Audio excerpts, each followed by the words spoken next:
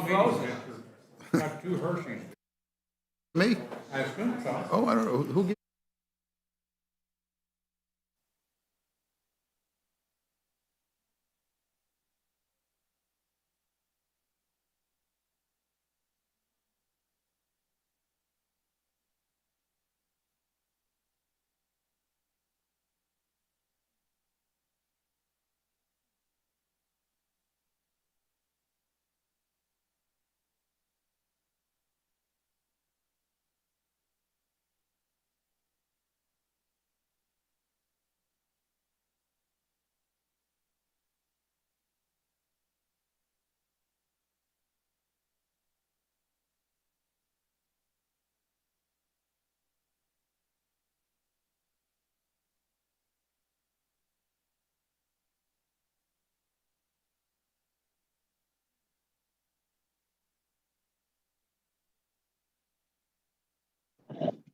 Hi, Mr. DeSange. I just promoted you to a panelist. Please test out your.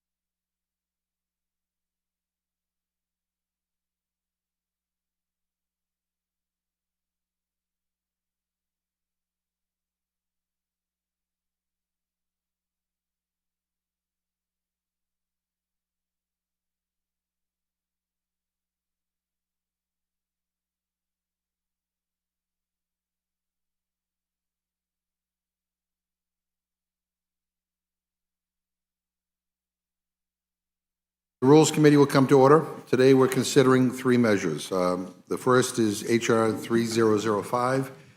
When I think of what this Capitol building stands for, I think of things like freedom and equality.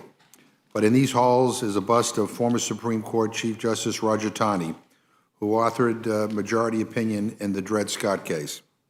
Think about that. A man who tried to defend racism and slavery is literally up on a pedestal for millions to see when they walk through these doors. I think it's time that we live up to our nation's values and honor those who opposed injustice, not those who perpetrated it. And that's why this legislation would remove the Taney bust and replace it with a bust of Associate Justice Thurgood Marshall, who became the first African-American to serve on the Supreme Court. Symbols matter. Symbols tell the world who we are and what we stand for. This building and this government must stand for justice, inclusion, and equality. Second, we will consider H.R. 2662. All across our government, experienced and independent inspector generals are working to deter fraud, waste, and abuse. They make our agencies run efficiently, and ultimately they safeguard our constitutional principles. Over the last 4 years, we have watched as the former president fired IGs for purely political reasons, which was met with bipartisan condemnation across Capitol Hill. Senator Mitt Romney called the move, quote, a threat to accountable democracy, end quote. This legislation will increase the independence of our IGs, protect them from retaliation for doing their jobs, and give them the tools necessary to perform thorough investigation. This isn't about looking back. This is about making sure that the public has faith in our government today and in the future. And I want to recognize that this bill includes a bipartisan provision authored by Representatives Ross and Representative Raskin. It would close a loophole that shields Department of Justice lawyers from independent IG investigations. Since it came from members of this committee, you know that it's especially an especially good idea, and I want to thank Jamie for his leadership on that. Third, we're going to consider H.R. 3684. With the last administration, the notion of Infrastructure Week became a running joke. But Joe Biden is different. He's an infrastructure president. As drafting continues on a larger bipartisan infrastructure deal, this bill is essentially a down payment on fixing our crumbling roads, bridges, and highways. It scales up investments in clean energy and zero-emission transit vehicles and makes bold investments in wastewater and drinking water infrastructure. I've got bridges in my district in Massachusetts that are older than most of your states. We need to make sure that our infrastructure systems are safe and reliable today in every single community all across this country. This is a broad bill, so we are just beginning consideration of it today. Our rule this afternoon will allow us to begin debate on the underlying bill and some amendments. And tomorrow's rule will include the final pieces of this bill. So now let me turn to our witnesses.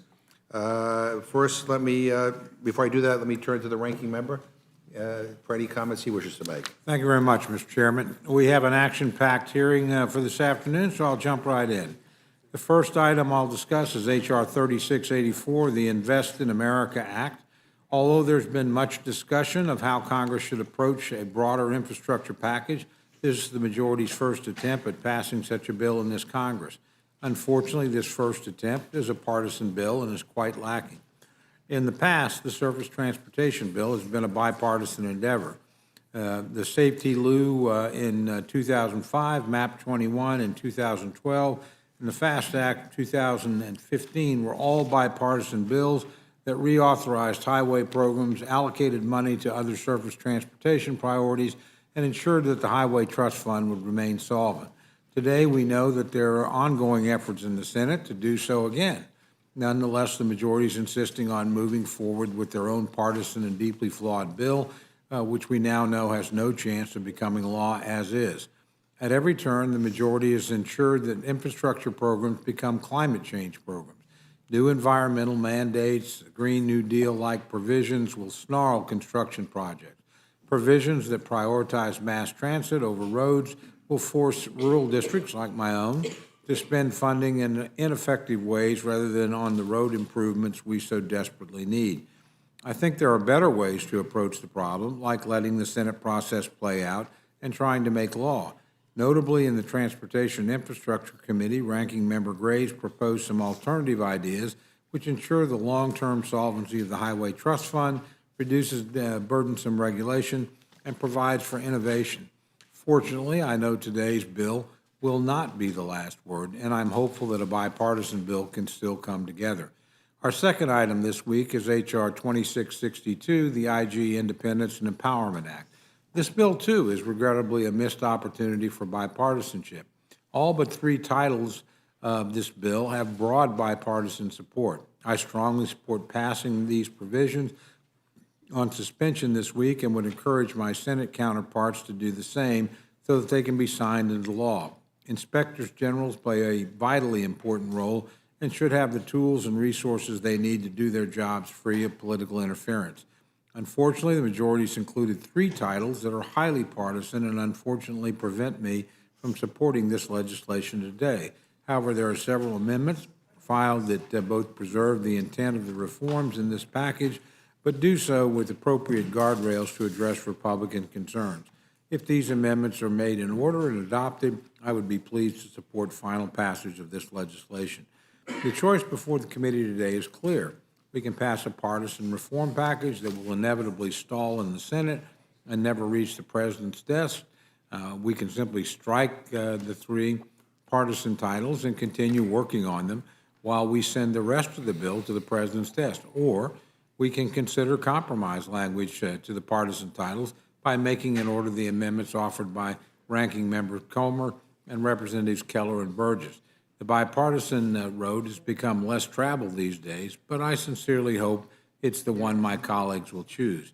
Finally, we're also considering H.R. 3005, a bill that would mandate the removal of statues of various individuals around the Capitol complex. These statues are part of the National Statuary Collection and were selected and contributed by the states as examples of their prominent citizens. We cannot erase history by simply hiding it away behind closed doors. There is a process in place for states to make determinations about whose statues they wish to be here in the Capitol to represent them. Unfortunately, the process for approving a substitute is slow, painfully slow. Indeed, at least 5 of the statues that would be affected under this legislation are already the subject of removal and replacement proceedings. Rather than move ahead with this bill, we would be better served to reform the existing and clearly broken process. That would enable the individual states to more expeditiously make appropriate determinations about who they should choose to represent them and their history in the Capitol building. With that, Mr. Chairman, I yield back. Thank you very much. I'd now like to welcome our witnesses to provide testimony on H.R. 3005, legislation to replace the bust of Roger Taney with the bust of Thurgood Marshall and to remove Confederate statues from public areas of the Capitol. Chairperson Lofgren and Ranking Member Davis, we're delighted to have you here. I now recognize the chairwoman from California, Chairperson Lofgren. Thank you very much, Chairman McGovern and Ranking Member Cole, for the opportunity to testify on H.R. 3005. I respectfully ask that the Rules Committee report an appropriate rule to govern consideration of this bill. The bill was introduced May 7th of this year, has 17 co-sponsors, and would allow us to take the long overdue action of removing busts as well as statues representing one of America's darkest and most harmful periods from the U.S. Capitol. It directs the Joint Committee on the Library to remove from the old Supreme Court chamber the bust of Chief Justice Roger Taney, the author of the Dred Scott decision. It further directs that the bust be replaced with a bust of Justice Thurgood Marshall, the first African-American Supreme Court justice in the history of the United States and one of the nation's most influential jurists. It also directs the Joint Committee on the Library to remove all statues and busts of individuals who served in the military or government of the Confederacy and to remove the statues of 3 white supremacists, Charles Brantley Aycock, John Caldwell Calhoun, and James Paul Clark. The core pieces of this bill were included during the 116th Congress in H.R. 7573. That bill passed the House in July 22nd under suspension of the rules. The U.S. Capitol is one of the most visible and visited symbols of freedom and liberty in the world. The busts and statues contained in it must be worthy of such a space, and they have to reflect our democracy and our values and our principles. There's no shortage of American figures like Justice Thurgood Marshall who meet this standard and deserve to have their likeness stand in these hallowed halls. To be clear, this long overdue action does not seek to erase history, nor does it ask that we forget history. On the contrary, we must never forget our nation's shameful periods of slavery, segregation, and racism. This is about who we choose to honor. We should not honor an individual like Justice Taney, who declared that African Americans had no constitutional rights and were never intended to be included as citizens of the United States. His opinion in the Dred Scott case extended and expanded the enslavement of millions of African Americans, men, women, and children. One estimate is that the number of people enslaved in the United States increased by an average of more than 28% per year between 1790 and 1860, and by 1860, nearly 4 million Americans were enslaved. Taney's 1857 decision allowed this pattern to continue, and we should not honor those who violently rebelled against our government based on the same horrible belief that slavery should not just be allowed to continue, but to be extended. In his famous cornerstone speech, Confederate Vice President Alexander Stephens said that slavery and white supremacy were the cornerstones of the Confederacy. Again, we do not seek to change history. This is not about what is in American history, but it's about what we honor of that history. Literally, what do we put on a pedestal? We're just months away from January 6th, when a mob of insurrectionists looking to violently overturn an election stormed this building.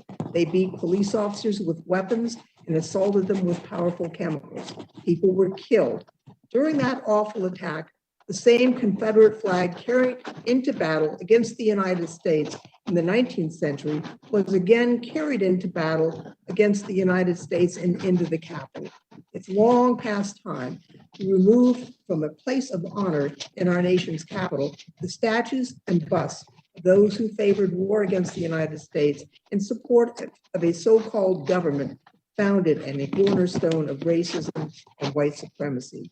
Of course, removing these statues and busts will not dull the sting of racism that continues to be felt by African Americans to this day. However, it will allow the Capitol to finally live up to its moniker as the People's House by making it a place that is welcoming to all Americans. Outside the old Supreme Court chamber, before you get to the Taney bust, you pass another sculpture which depicts the figures of history and justice. Today, we can demonstrate to the nation and to the world that we've learned from our history and we continue to pursue justice. Put another way, we can follow the advice of the great American poet and civil rights activist Maya Angelou, who said, quote, "Do the best you can until you know better. Then when you know better, do better." Colleagues, we do know better and have known better for quite some time. Let us finally do better together. I thank you for your time this afternoon, and I look forward to answering any questions that you may have. Thank you very much. I now will yield to Ranking Member Davis. We're delighted to have you here. Thank you, Mr. Chair, Mr. Ranking Member, distinguished members of the Rules Committee, and Mr. Perlmutter. I have the honor of representing the historic 13th District of Illinois. I'm from the land of Lincoln. I represent Lincoln's tomb, Lincoln's home, and the old state capitol where President Lincoln delivered his House Divided speech in 1858. It was there where Lincoln not only spoke out against slavery and specifically the Dred Scott decision, but stood unequivocally in support of a free country. Lincoln and many others who stood for freedom are represented throughout this capitol, but it is unfortunate that there are others that symbolize the opposite, and that should change. And I'm encouraged to see states follow the already established process to remove statues from the Capitol. At the same time, Mr. Chairman, I'm deeply troubled by this majority's approach with this bill. Once again, this majority is valuing scoring political points with their base over actually addressing a problem in a thoughtful and bipartisan manner. Unfortunately, this is not surprising, but it's just disappointing. For the second Congress in a row, this bill is being brought straight to the floor with no hearings or markup in the Committee on House Administration. Even more troubling is that the Joint Committee on the Library, which is under the control of House Democrats this Congress, has failed to do their job. 3 of the 13 statues that would potentially be removed under this act are already in the process of being replaced voluntarily by their respective states, going through the traditional process. This includes the statue of Charles Brantley Aycock, which has been awaiting action by the Joint Committee on the Library for months. This demonstrates that the process works, it just takes time. In October of 2015, the state of North Carolina began the process of switching out the statue of Charles Brantley Aycock with the Reverend Billy Graham. This bill passed the North Carolina House on a 71-28 bipartisan vote and the North Carolina Senate on a 44-0 bipartisan vote. The design was then unanimously approved by the North Carolina Legislature's Statuary Hall Selection Committee. The matter is now pending before the Joint Committee on the Library, which is being chaired this Congress by Chairperson Lofgren and vice-chaired by Senator Klobuchar. The Joint Committee on the Library did not formally organize for the 117th Congress until just last week, resulting in further delay to replace the statue of a white supremacist with the late Reverend Billy Graham. The Joint Committee on the Library has never blocked a statue desired and approved by a state. Second, we're talking about the same Reverend Billy Graham who laid an honor in the Capitol when he died in 2018, only the 4th person ever to have that honor. In fact, when he died, Speaker Pelosi said Reverend Graham's leadership and firm partnership with the Reverend Dr. Martin Luther King Jr. were vital in the fight for civil rights in the South. If Billy Graham cannot get approval, I don't know who can.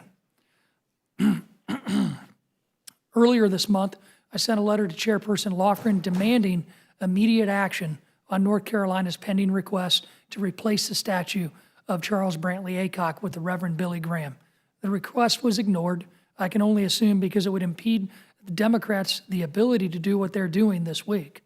And lastly, Mr. Chair, and somewhat ironically, I'd be remiss if I didn't point out that this bill requires these statues and busts to be removed from public view. And at this point, none of them are in public view because the Speaker continues to keep the Capitol closed to the public, which is another failure of her leadership. Mr. Chairman, in closing, our country right now is facing a very difficult time. As leaders, we must come together to show there's much more that unites us as Americans than divides us and lead this country together. Republicans and Democrats, we have to lead together through this difficult time. I came here in good faith to do my part and do the right thing despite the approach of the majority. My hope is that moving forward, my colleagues on the other side will do the same thing on this and all issues. It's what America needs and what America deserves. The statues in the U.S. Capitol represent to visitors throughout the world what we stand for as a nation. I support having the discussion about which statues belong in the U.S. Capitol, and I yield back. Thank you very much, and I support the underlying bill. I was a co-sponsor of it when Mr. Hoyer first introduced it, and I appreciate the gentleman's comments. I guess I think what, if someone was watching this, what to be scratching their head wondering is like, that it's pretty clear, it's a pretty clear question. Do you want somebody like Justice Taney, Roger Taney, to be on display in the United States Capitol, a guy who I think by any measure is a racist and represents everything that I hope most of the people in this chamber, are on the opposite side of, quite frankly. And to kind of say, I'm not going to support it because I don't like the process or the procedures, or let's delay this or let's do that. I mean, this would be an opportunity for everybody to come together and say, look, we all agree. Roger Taney doesn't belong on display in the United States Capitol, this citadel of democracy, this incredible institution, and we should just do it. I think that would be a really powerful signal to the American people that, we're all together on this. But in any event, I don't have any questions. I just have a different opinion about how we should proceed. And I think, I don't know about the Billy Graham stuff. That's another issue. But I mean, we're not talking about that here today. We're talking about Roger Taney, and I just think this is the right thing to do. And to try to delay it or to try to come up with an excuse to vote no, I think that would be, quite frankly, quite sad for this institution. But anyway,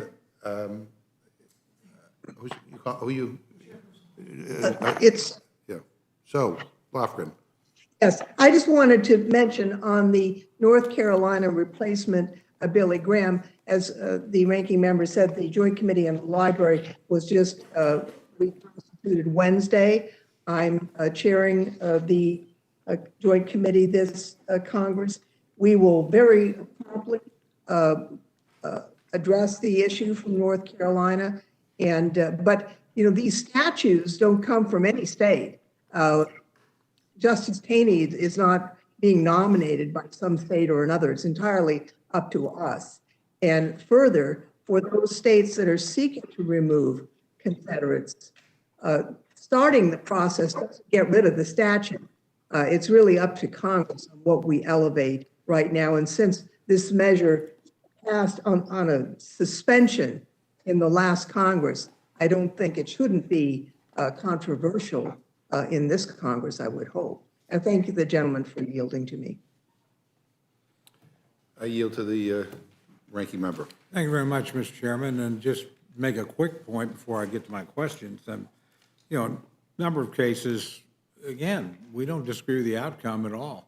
But having these discussions at the state level for states that actually sent Confederates here, it's actually pretty therapeutic and I think pretty helpful, and has yielded some really pretty good results. But Mr. Davis, it's my understanding that the National Statuary Hall Collection, initially authorized in 1864, allowed for each state to donate up to 2 statues for display within the Capitol complex, and that the subsequent legislation in 2000 allowed for states to replace statues that have been donated to the collection. And I think that's a good thing. That's, been helpful. The bill before us today to require the removal of Confederate statues, what prevents states from undertaking that removal right now in most of these cases? Absolutely nothing, Mr. Ranking Member. Nothing prevents the states from taking action on their own to remove or replace any of the statues that represent their states in the National Statuary Hall collection. In fact, it's every state's power and privilege to select and send 2 statues to the Capitol. And at any time, they can follow a set process to be able to have those current statues replaced with something else that the states have decided, or someone else that the states have decided to do. I'll tell you, the main delay, though, is the process that is setting up the Joint Committee on the Library, which has jurisdiction over this process that all states can use. And it's really the JCL's lack of a timely consideration of these states' requests. I mean, we have plenty that are still awaiting action. States have successfully updated their contributions to the selection, and not once has a state's request been denied when the JCL actually takes those items up for consideration. To me, it's worth noting, and it actually has nothing to do with Confederacy. I was at the ceremony for Nebraska where they brought in the great Ponca chief Standing Bear, who also has a history in Oklahoma where the Poncas were removed to at the time he became a very famous figure for heading back to Nebraska. So sometimes our understanding of our own past leads us, they removed a figure that certainly wasn't a Confederate from Nebraska, but they just thought they had somebody that was more worthy of being recognized that maybe in an earlier period in their history hadn't recognized for contributions. And that's a valuable function. Isn't it a case, Mr. Davis, that after we considered this bill in last Congress, which was never enacted into law, the state of Virginia actually decided to remove Robert E. Lee from their, collection? Yeah, that is correct. Virginia's legislature followed the process that's in place, but unfortunately, like many other states, Virginia's requested replacement is still pending the Joint Committee on the Library's action, and therefore Virginia right now only has 1 statue on display. Yeah, can you describe the process to it and why it's so cumbersome and some of the things we ought to be focused on in terms of dealing with that? Yeah, it's a 10-step process. It's a coordination between the state's legislature, the architect of the Capitol, and the Joint Committee of Congress on the Library, or JCL. The process involves 10 steps. The first step would be the state legislature enacts a resolution identifying the statue the state wishes to replace, naming the individual for whom a new statue will be created to act as a replacement, and establishes the organizational and expense details. Second step, the state's governor submits an official request to the architect of the Capitol requesting to provide the new statue, at which time the AOC communicates the request to the JCL. Third step is the JCL approves or denies the request. To date, the JCL has never denied a state's request. Fourth step, upon approval, the AOC formalizes an agreement with the state regarding the statue's new design, fabrication, and unveiling guidelines. Step 5, the state submits to the AOC photographs of the initial statue model and proposed dimensions for approval. The sixth step is the JCL reviews a full-size clay model and pedestal design of the statue before their final approval. Step 7, the JCL approves the completed statue cast in bronze or carved in marble and the completed pedestal. Step 8, planning begins for the unveiling ceremony and program if so desired. Step 9, if the original statue being replaced is still in the Statuary Hall collection, it is at this time that the statue is removed to allow for the installation and transfer of ownership of the new contribution. And the 10th step is establishing the state's new statue's permanent location. As the last step in the process, the architect makes recommendations and the JCL approves the new statue's location within the Capitol. As one can clearly see, this 10-step process requires coordination, not only between multiple parties, but over multiple Congresses. Out of curiosity, how many states have requests pending to remove or exchange, statues that they have here with some, appropriate replacement? 8 states, Arkansas, Florida, Missouri, Kansas, North Carolina, Nebraska, Utah, and Virginia. And isn't it true the oldest of these requests actually made in 1999? Yes, 2 years after I started my congressional career as a staffer in 1997. And it's Kansas's statute that's awaiting approval of Amelia Earhart. Why wouldn't we want Amelia Earhart in the United States Capitol? I mean, so given it takes so long for a state to replace a statute, do you think the process is ripe for reform? Absolutely, I do. Clearly, with Amelia Earhart's approval lasting since 1999, that's just one of numerous examples of where the process is failing. And I will tell you, throughout my experience as a member on House Admin and as a member of the JCP, I do think the process needs reform, but I wish to emphasize that the process actually needs to be made more efficient, not replaced. It's Congress's responsiveness to the state's requests that actually delays the process. And we need to reform the process to ensure that the JCL and JCP take swifter action to honor and fulfill the wishes of our state legislatures who vote and tell us who they want to represent their state in the National Yeah, I Statutory just Hall asked Collection. this question, I'll conclude with this, Mr. Chairman, just to make the point that while we're doing this, maybe we ought to look at this process and ways to speed it up. I mean, clearly, we just haven't done our basic work here, and hopefully that'll become part of a larger discussion on that, but. Mr. Cole, Yep. Mr. Cole, would you? Mr. Certainly, Cole, would yes, you- yeah, Madam Chair, of course. I just wanted to make a couple of comments. First, until last Wednesday, Senator Blunt was chairing the Joint Library Committee, not any Democrat. And, we have taken several months to organize. It's true, but it's something that, for a variety of reasons, occurred. These actions could have been taken by him for a variety of reasons. I don't know. They were not. As we were talking, I just signed the approval of the statute replacement for Kansas. So there are currently nothing pending. Well, I would say our hearings have achieved an important objective then. I'm glad to see this, I think it's under your record time leadership. I between Wednesday appreciate and it. Monday to get the statute. There are none other pending. And it's important to note, while this process that has been put into statute for about 20 years, the statutes remain on display on a pedestal while this long process continues. And it is up to Congress, ultimately, what is put on a pedestal in the Congress of the United States. And it should not be those who promoted slavery, such as Justice Taney and the other Confederates. No, look, I don't disagree with you about Justice Taney at all. And,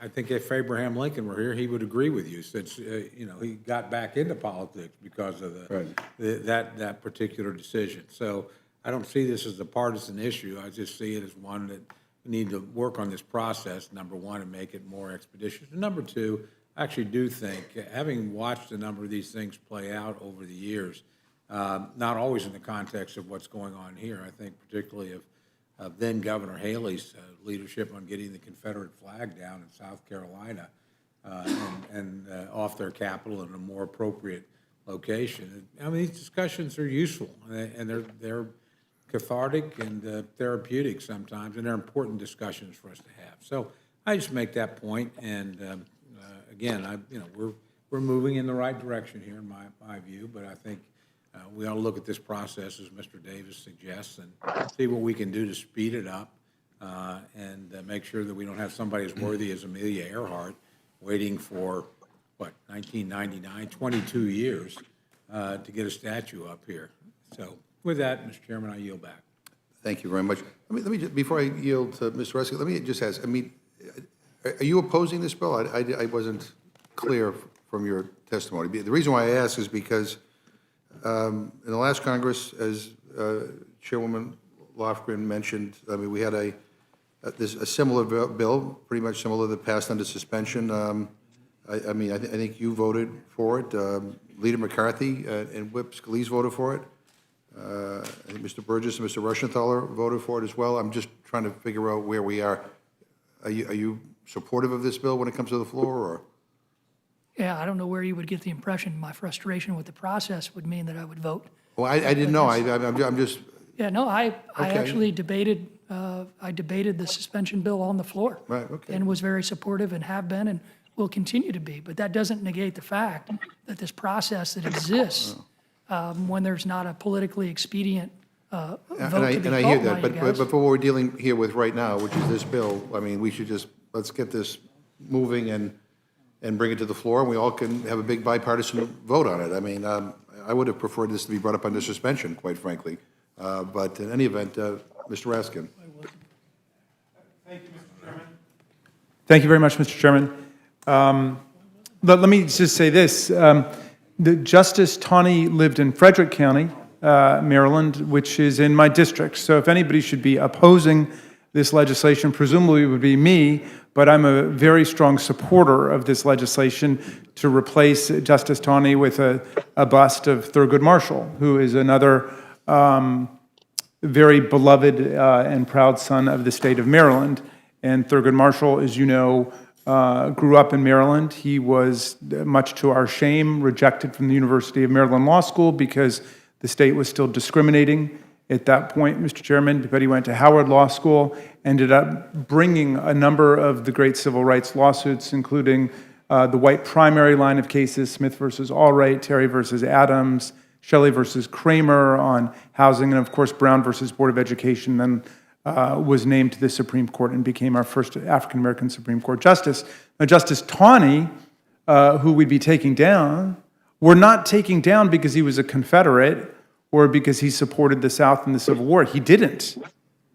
So we've got to be very clear about that. He was a white supremacist Chief Justice of the Supreme Court who, in the Dred Scott decision, tried to constitutionalize and succeeded in constitutionalizing slavery.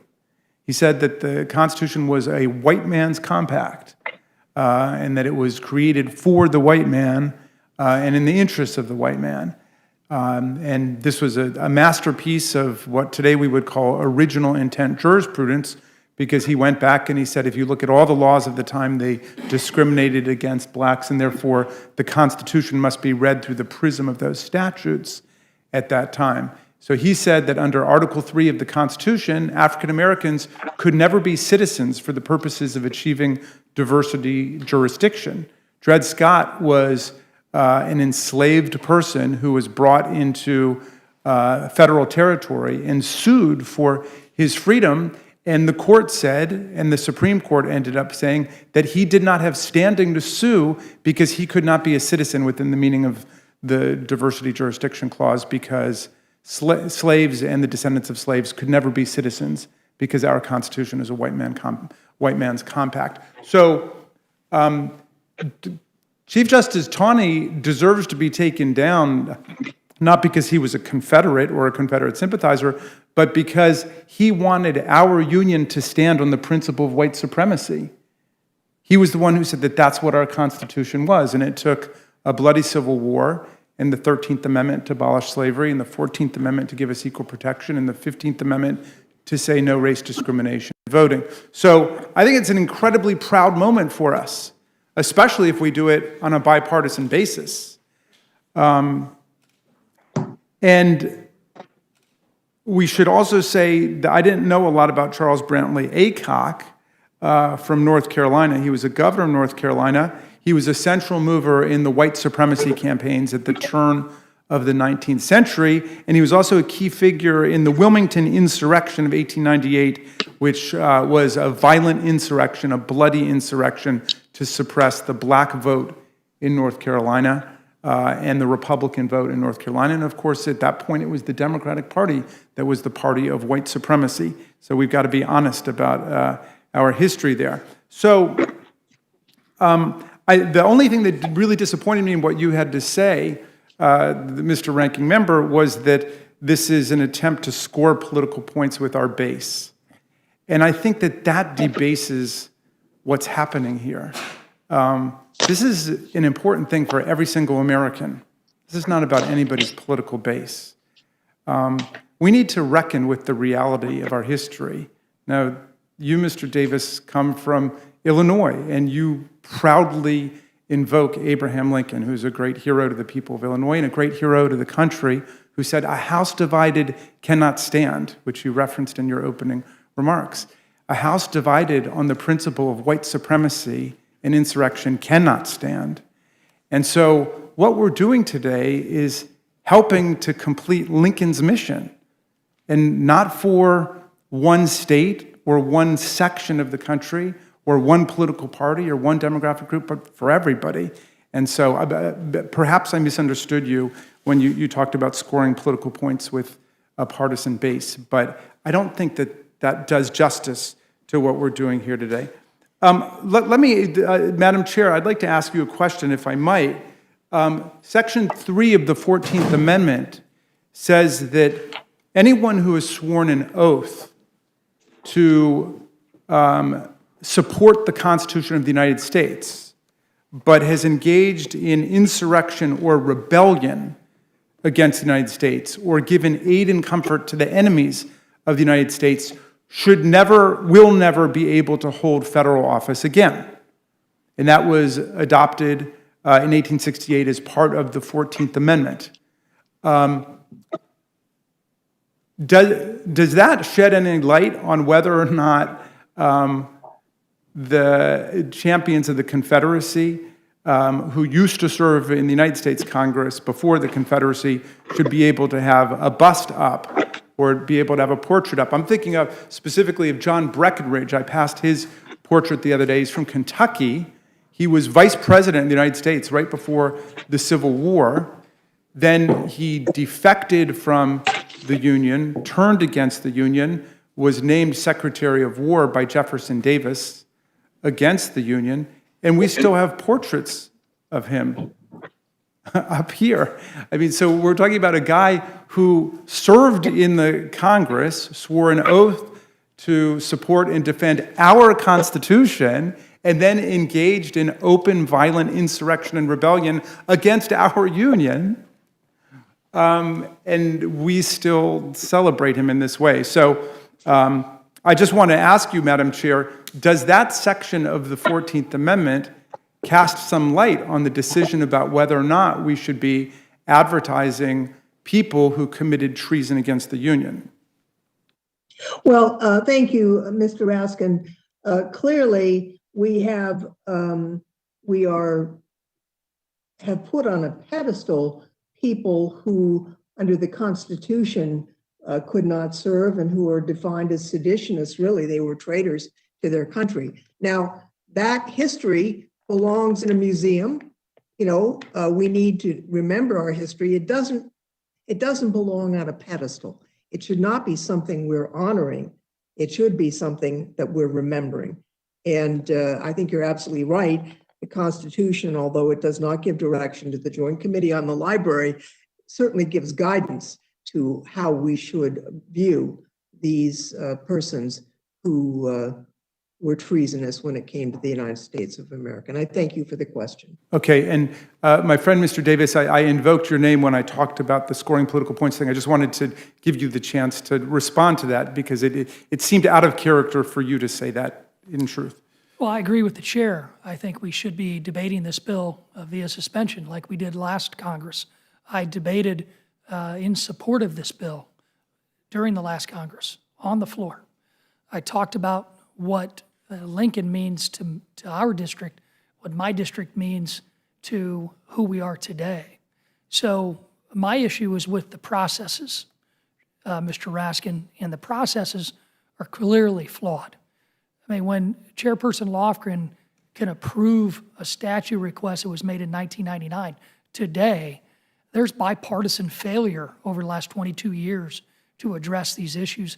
And that's why I proposed an amendment to this bill to update the current process that would require the Joint Committee on Printing to take action on all states' requests or submissions within 30 days of the receipt. Additionally, if the JCL is not organized, my amendment would require the JCL to take up all pending requests within 30 days of its organization to ensure that we don't have any more 22-year delays.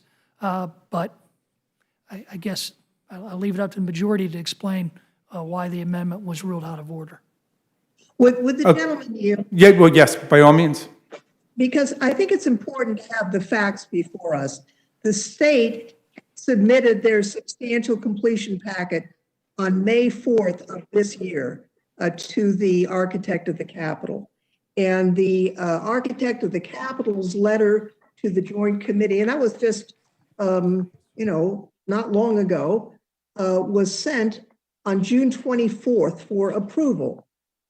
And I approved it today. So I don't think receiving the letter dated June 24th from the architect and then approving it today is not a lengthy delay. The process is a lengthy one, but it is state-driven.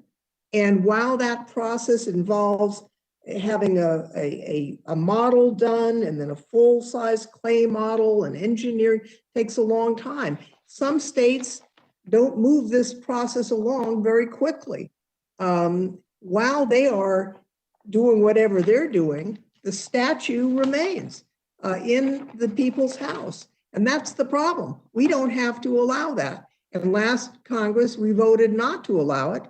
But as has been mentioned, some of the pictures, the photographs and the bus like Justice Taney, that wasn't sent by any state. That's just something that's sitting here as an affront to Americans who believe in equality and justice, and we should do something about it. I thank the gentleman for your And so, Mr. Chairman, I guess I would just end on that point that the chair just made, which is Maryland did not advance the bust of Chief Justice Taney. So in some sense, that bust belongs to everybody here. So we can act together to say it's time to retire it. I agree with Mr. Davis, 22 years is a long time, but a lot of these statues and busts and portraits of Confederate traitors to the Union or Chief Justice Taney have been up for 50 years or 75 years or 100 years. That's a long time, too. Mr. Raskin, would you? Yes, by all means.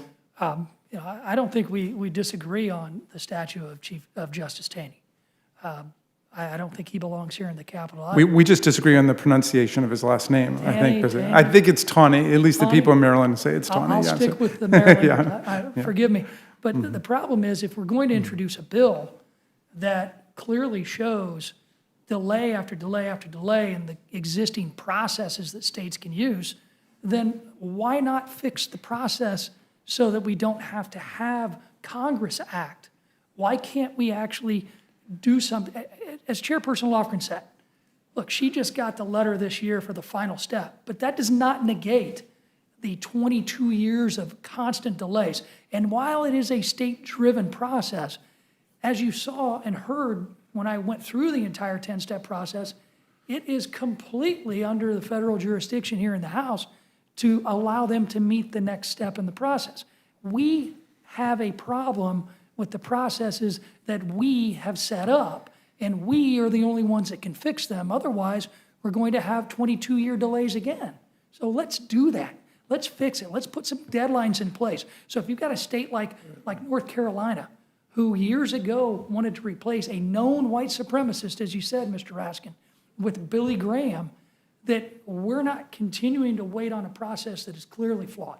Yeah, and I guess I'd close with this and yield back to you, Mr. Chairman.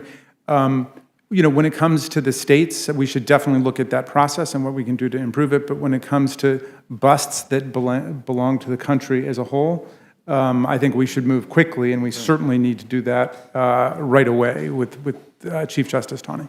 And thank you. And just in response to the question that's been raised, why aren't we bringing this under suspension?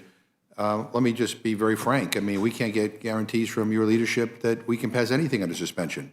We couldn't get a guarantee to bring up the Juneteenth holiday bill last week under suspension because some of your members would object to it. We have seen suspension bill up to suspension bill, non-controversial suspension bills go down to defeat, even when the chair and ranking member of the Committee of Jurisdiction have said they're okay with it. So we have no idea, what would happen if this got brought up under suspension, because we can't get an assurance that even the people who voted for it last time would vote for it this time. That's one of the reasons why we've had to amend the rule to be able to bring up suspensions, as a group. because your members have been insisting on separate votes on every one of them, and some of them they have sought to bring down. So, yeah, I mean, I think all of us would prefer, to get back to the day where, when there seems to be a pretty strong bipartisan consensus that we can bring these bills separately, but we're not there. And so we have an obligation to make sure that we get things done and that this House runs efficiently, or as efficiently as it can. And so that's why we're here. I don't know what the votes are going to be, but I think based on recent history, I think we better be safe than sorry. Dr. Burgess. Thank you, Mr. Chairman, and I'll say at the outset, I voted in favor of this last time. I will vote in favor of it again, but just like Mr. Davis, I'm concerned about some of the process parts of this. And, the process serves a purpose, and it is an educational purpose for members. Supreme Court Justice whose bust will be removed and then replaced by another Supreme Court Justice who actually never served in that chamber. So I think it would be wise to consider at least some contextual language so that the next generation of school children that is through the old Supreme Court site in the old Senate building understands what why this was approached this way. Because thanks to Mr. Davis, I learned that the old Supreme Court chamber was last used in 1860, and that was more than 100 years before Justice Marshall was on the Supreme Court, appointed by a Texan, I might add. So I'm fully in favor of having the bust of Thurgood Marshall is on display. The other thing is, and Mr. Raskin referenced it, but as I look through this list of names that is before us, I don't see any Republicans on that list. These are all Democrats. And why in the world would I want to defend what some Democrat from a previous generation had done when it was clearly wrong? So I'll be happy to join Mr. Davis in voting in favor of this bill. I think it might have been helpful to have some additional context around some of these individuals and understand the reasons why was the statute there in the first place? Was the rationale wrong? Was it flawed? And why is it now necessary to correct it? I think that's an incredible teachable moment, and we lost that by not having the appropriate hearing in the committee. So I regret that aspect of it, but just like Mr. Davis, I will be voting in favor of this bill when it comes to the floor. And I'll yield back. Good. Ms. Scanlon. Thank you very much. First of all, I appreciate the fact that the representative from Illinois and I share the Taney versus Tawney problem. In Philadelphia, we say Taney. And in Philadelphia, it is most famous because we have Taney Recreation Center, and the Taney Dragons went to the 2014 World Series where Monet Davis was the first girl to pitch a shutout in World Series games. So a venerated institution in Pennsylvania. But even in baseball, the Taney name or the Tawney name has been rejected. This last year, the Tawney Rec Center, the Tawney Little League baseball team, decided that the Taney name had become so divisive that they had to reject it. And so they changed their names to the Philadelphia Dragons. So I would urge that we let the children lead us and that we put this chapter behind us. And let's not let the process of how we do that get in the way of getting it done quickly. I would be more than happy to work with the member on a bill in House Admin where we both serve, and maybe we can get the process cleaned up. But for now, let's forge ahead. Good. I Thank yield you. back. Mr. Reschenthaler. Thank you, Mr. Chairman. I was just going to see, Chairman Davis, is there anything that we haven't hit upon that you want to opine on? No, I don't want to prolong the process any longer. That's fair. Chairman Lochran, is there anything that you'd like to hit? I think that there are a lot of things I could say, but I think it's important just to move along. All right, on that note, Mr. Chairman, I yield back. Ms. Ross? Thank you, Mr. Chairman. I don't want to take too much time, but as the only member of this committee from North Carolina, I believe it's important for me to say that expediting the process with regard to Mr. Aycock would be a very positive thing. I agree that we should change the process. As a matter of fact, in North Carolina, we've had significant debate about how to remove Confederate statues and what to do with them. And the fight over the process has delayed justice. And because North Carolina wants to remove the statue of former Governor Aycock, I believe that the sooner we do that, the better. Ms. Fishbach? Yield back. Thank you, Ms. Fishbach. Ranking Member Davis, I guess we're hearing a lot about Tawny, if I'm pronouncing it You got it correctly. right. I got that Minnesota accent, so it's tough sometimes. And I'm wondering if you could just explain to me just a little bit, because the way that I read this bill, there's a lot more in it than just that bust. And we are talking a lot about really focusing on that. But we're talking about, the architect of the Capitol identifying statues and removing them and all kinds of things. And I'm a little concerned as we talk about North Carolina and we talk about the 22 years it took for Nebraska to get Amelia Earhart, that if we're starting to remove things, it's going to take another 22 years for some of these states to be able to replace those. And so wondering if you could talk, just so that everybody understands what really is all going on in the bill. Yeah, states have voluntarily removed statues. Like Virginia right now has one because they removed Robert E. Lee. And they are in the process of getting their second statue approved. And it's actually waiting, it's awaiting Joint Committee on Library approval to move forward in that 10-step process. And I certainly hope the efficiency of Chairperson Lochran in closing out the Amelia Earhart statue debacle of 22 years is going to continue with the other 7 pending requests that are now in front of the committee that she leads. Well, and Ranking Member Davis, there's a lot in here. I mean, a lot of statues are going to have to go. And I also just want to make sure that everybody understands that the states have to pay if they want them back. So we are requiring them if they want them back. And for whatever reason, if they are going to put it in storage in their capital or wherever. So I just, I thought that was an interesting aspect of this bill, that we're requiring them even though we are telling them they have to remove them. So with that, unless you have something else to add, Ranking Member Davis. And again, and thank you, Ms. Fishbach. I mean, this is the perfect time to fix a broken process, that we could make some of those changes rather than just pushing a bill across the floor without any hearings, without any markup in our committee of jurisdiction.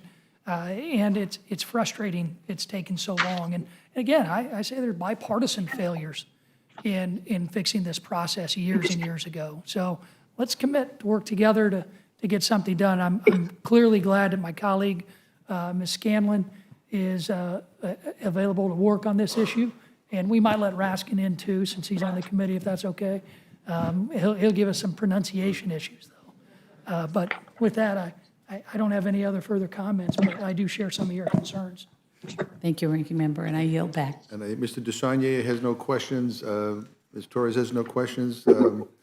Anybody else have any questions? Hearing none, let me just conclude by saying let's get this done, and hope it's a big bipartisan vote to do the right thing. And with that, Chair Lofgren and Ranking Member Davis, you're free to go. Are there any of the members who wish to testify on H.R. 3005? Seeing none, this closes the hearing on H.R. 3005. I'd now like to welcome our witnesses to provide testimony on H.R. 2662, the IG Independence and Empowerment Act. Subcommittee Chairman Connolly and Ranking Member Comer, we're delighted to have you here. I now recognize the gentleman from Virginia, Subcommittee Chair Connolly, for any comments he wishes to make. Thank you, Mr. Chairman. and I can't help but being a Civil War buff myself, it is pronounced Tawney. It was the Dred Scott decision was the first time any Supreme Court overturned a major piece of legislation by the United States Congress. And of all ones to pick, that one. And it led directly to the Civil War, honoring a man who did that. And oh, by the way, it's not clear he didn't support the Confederacy. He took a lot of actions between Dred Scott and when he died finally in 1864 that thwarted Lincoln's ability to wage war and to accrete powers he needed. So at any rate, I strongly urge you on a bipartisan basis to remove that man. And I appreciate your pronunciation, but I know that you always pronounce things correctly because you're from Massachusetts originally. I would have thought you'd think that was the King's English, Mr. Chairman. I just, so anyway, thank you. Anyway, thank you for your indulgence. And I want to thank you for having us here today to speak on behalf of the Committee of Oversight and Reform and for our chairwoman, Carolyn Maloney, in strong support of the chairwoman's bill, which I introduced with her, H.R. 2662, the IG Independence and Empowerment Act. Inspectors General play a key role in objectively and independently working to help recover overpayments by government agencies, identify risks in program improvement areas, and root out fraud, waste, abuse, and mismanagement. The work of IGs continues to be a remarkable investment for American taxpayers. For every dollar we spend on IGs, we get $17 back. And this return could be even higher if we gave IGs additional tools, which is what this bill does. The IG Independence and Empowerment Act is a package of critical reforms, many of which have been requested for years by the Inspector General community. Chairwoman Maloney introduced the bill with support from Leader Hoyer, myself, and Representatives Lynch, Gomez, Porter, and Liu. The bill would enhance the independence of IGs in several ways. Most importantly, it would protect IGs from being fired simply for doing their jobs. The bill would allow an IG to be removed only for a documented cause based on a defined list of nonpartisan reasons, such as malfeasance, knowing violation of the law, or gross mismanagement. Those removal protections come from a bill I introduced last year after the previous administration bullied, sidelined, and retaliated against multiple IGs. Last April and May, the president fired the IGs for the intelligence community and the State Department after they conducted rigorous oversight of the president himself and his top advisors. In a letter to the congressional leadership after these firings, 9 former IGs wrote us and said, forcing inspectors general to choose between doing their jobs with integrity and keeping their positions is not an acceptable model of governance and oversight. We therefore urge you to pass for-cause removal protections for all IGs. The IG Independence and Empowerment Act also includes other critical protections for IGs, including a provision authored by Congresswoman Porter that would ensure temporary acting IGs are independent and qualified. This provision would require the acting IG to be the deputy IG in the same office or another senior official from the IG community if there is no deputy. This reform would prevent an IG from having a conflicted, dual-hatted role, which is what happened last year when President Trump named political officials at the Departments of State and Transportation to be the acting IGs overseeing their own agencies. This bill would also bolster IG independence by requiring notifications to Congress before an IG is pushed aside or placed on non-duty status. These provisions were previously passed by the House in the Inspector General Protection Act, a bipartisan bill introduced by Representatives Liu and Jody Heiss, my ranking member of our subcommittee. This bill would also empower IGs to conduct thorough investigations by providing authority to subpoena non-government witnesses for testimony. In some investigations, testimony from non-government witnesses is essential. So providing IGs with this authority is often the only way to root out fraud or other wrongdoing. Testimonial subpoena authority has been requested by the IG community for years, and this reform has received broad bipartisan support in this Congress in the past. In addition, the bill closes a loophole that prevents the Department of Justice, IG, from initiating professional attorney misconduct investigations. This reform comes from the Bipartisan Inspector General Access Act introduced by Congresswoman Ross. But this bill doesn't just give IGs free rein. It balances enhanced authorities and protections with new accountability and transparency. For example, the bill includes procedural safeguards to prevent abuse of testimonial subpoena authority and includes provisions I wrote establishing new requirements for whistleblower training for all OIG staff.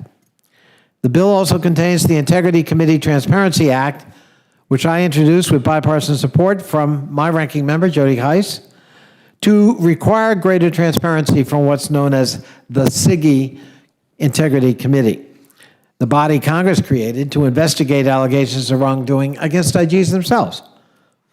The Oversight Committee unanimously approved this bill last month. Supporting IGs has long been a bipartisan issue, and Congress has come together before to enhance IGs' independence and to improve their access to information.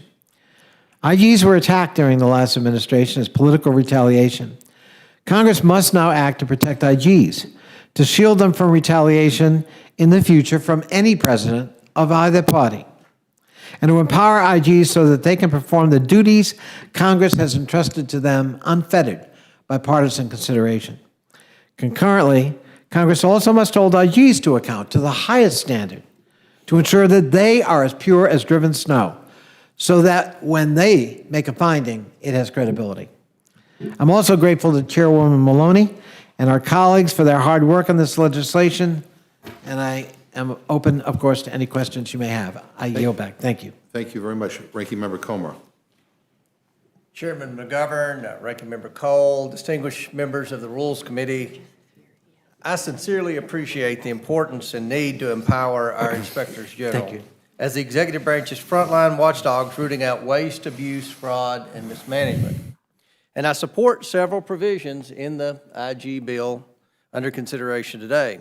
But I'm concerned with a few provisions in the bill. Title I would dramatically alter the executive's authority to remove inspectors general, upsetting the proper balance of oversight of executive branch agencies. While the president should not be able to remove an inspector general without a valid reason, the president should have the flexibility to remove an inspector general for dereliction of duty or other improper activity. Chairwoman Maloney's proposal would artificially constrain a president's ability to remove an IG to 9 specific reasons. For example, her bill could prevent a president from removing an inspector general acting to undermine the policies of a duly elected president.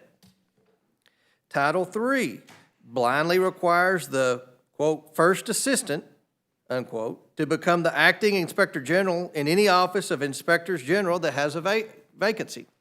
In doing so, the chairwoman's proposal could result in an acting inspector general who is implicated in the same poor conduct as the inspector general being rightfully removed or who may be under investigation for wrongdoing themselves. This hinders the president's ability to appropriately respond to issues and designate an inspector general with whom they have confidence.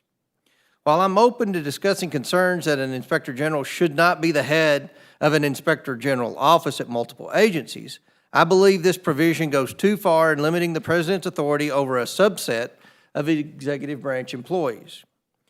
As well-intentioned as this provision is, in practice, it will likely cause more problems than it solves and represents the dangers of over-legislating. Title V authorizes an inspector general to issue testimonial subpoenas to compel testimony from former federal employees. Testimonial subpoena authority can be a helpful tool for inspectors general to be able to examine certain allegations of misconduct in lengthy investigations, but it can also be easily abused.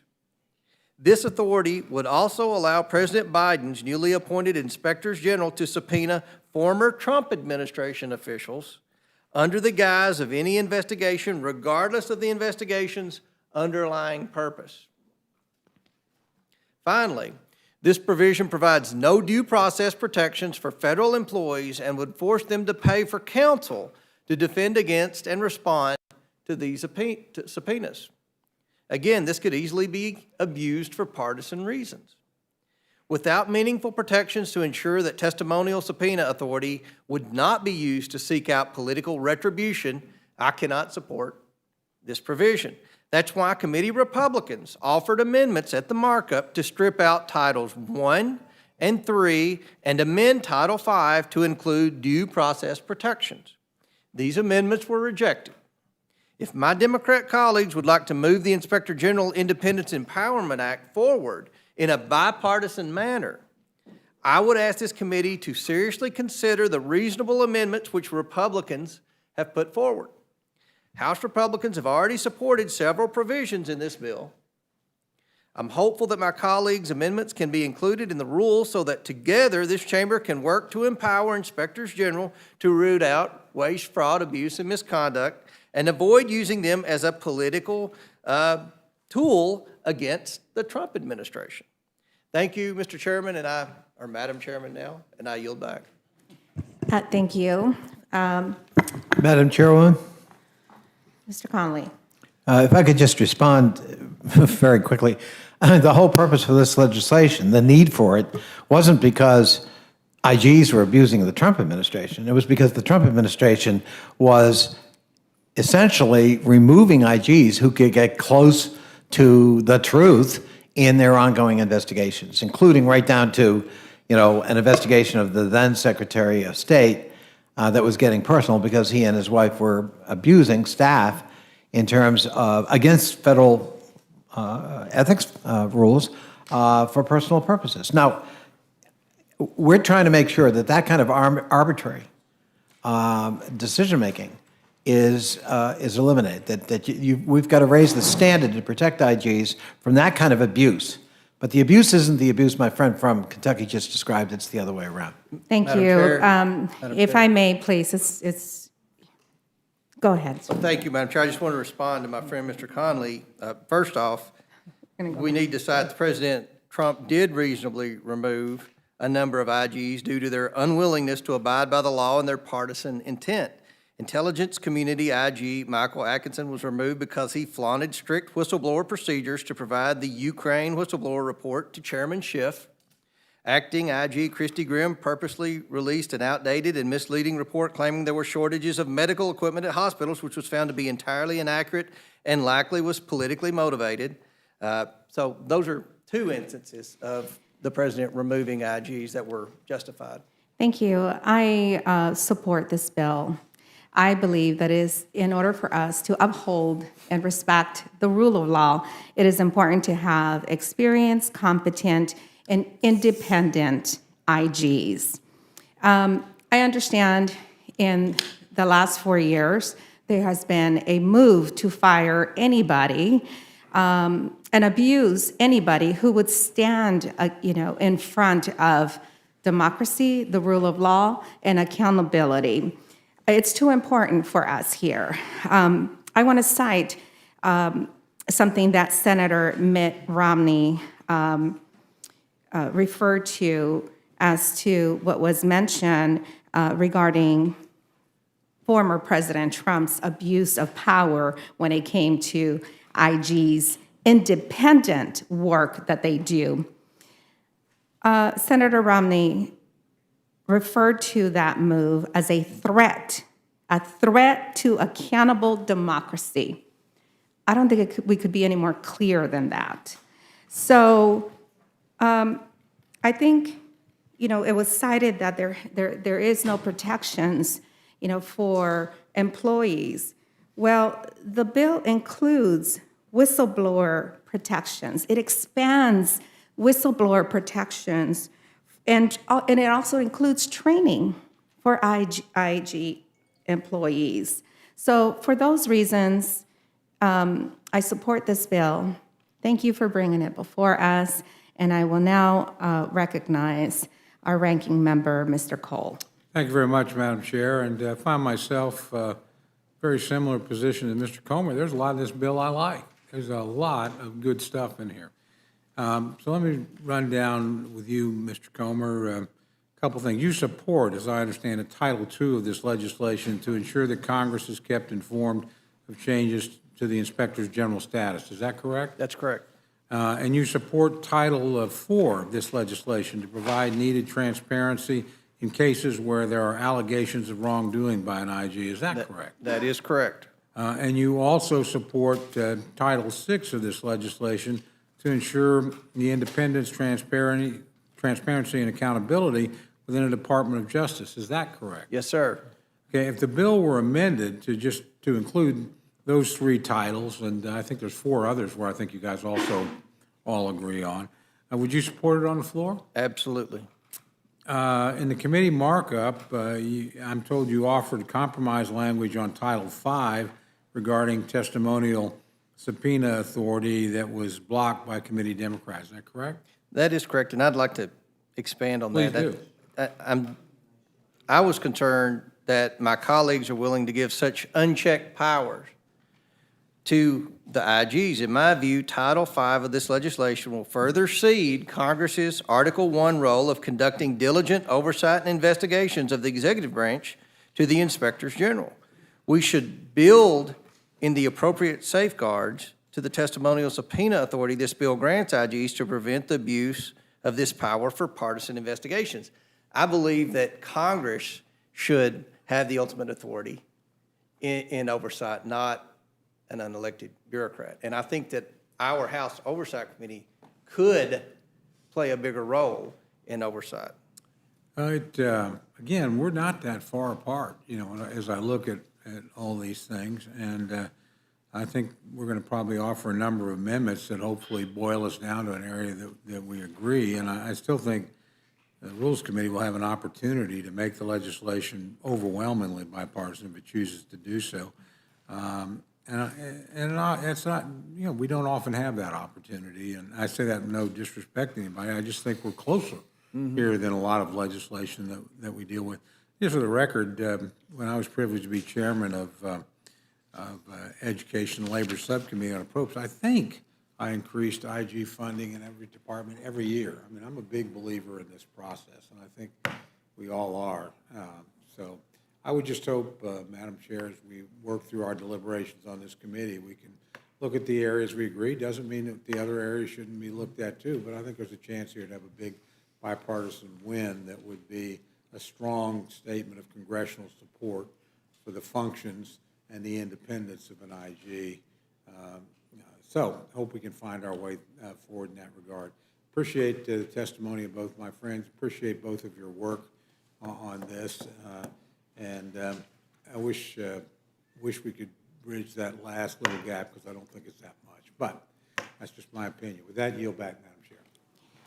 Thank you, Mr. Cole. Mr. Perlmutter, you're recognized. Thanks, Madam Chair. These kinds of bills always are a little bit, not troubling, but you've got to look at aspects 2 or 3 administrations down the line. And so, Mr. Connolly, is there anything in here that would make you nervous if Republicans were to take the White House, inspector generals pursuing Democrats, or does this really, does this bill help make the inspectors general as focused and independent and not favor one side or the other, avoid politics? I'll just leave it an open-ended question to you. Sure. Thank you, Mr. Perlmutter. No, I think the bill does precisely what you were hinting at. It actually moves the status of IGs to a more independent status. Now, Mr. Comer raises the fear factor that, yeah, and by doing that, they could undermine an administration. And, oh, by the way, it cedes the authority of the Oversight Committee.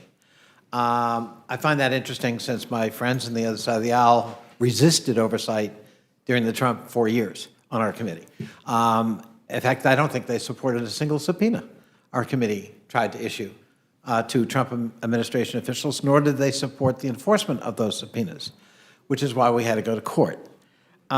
So trying to make sure that these folks are, as I said, purer than driven snow. And the SIGI bill does that, and that does have bipartisan support in our committee. In fact, it passed unanimously. It's my bill.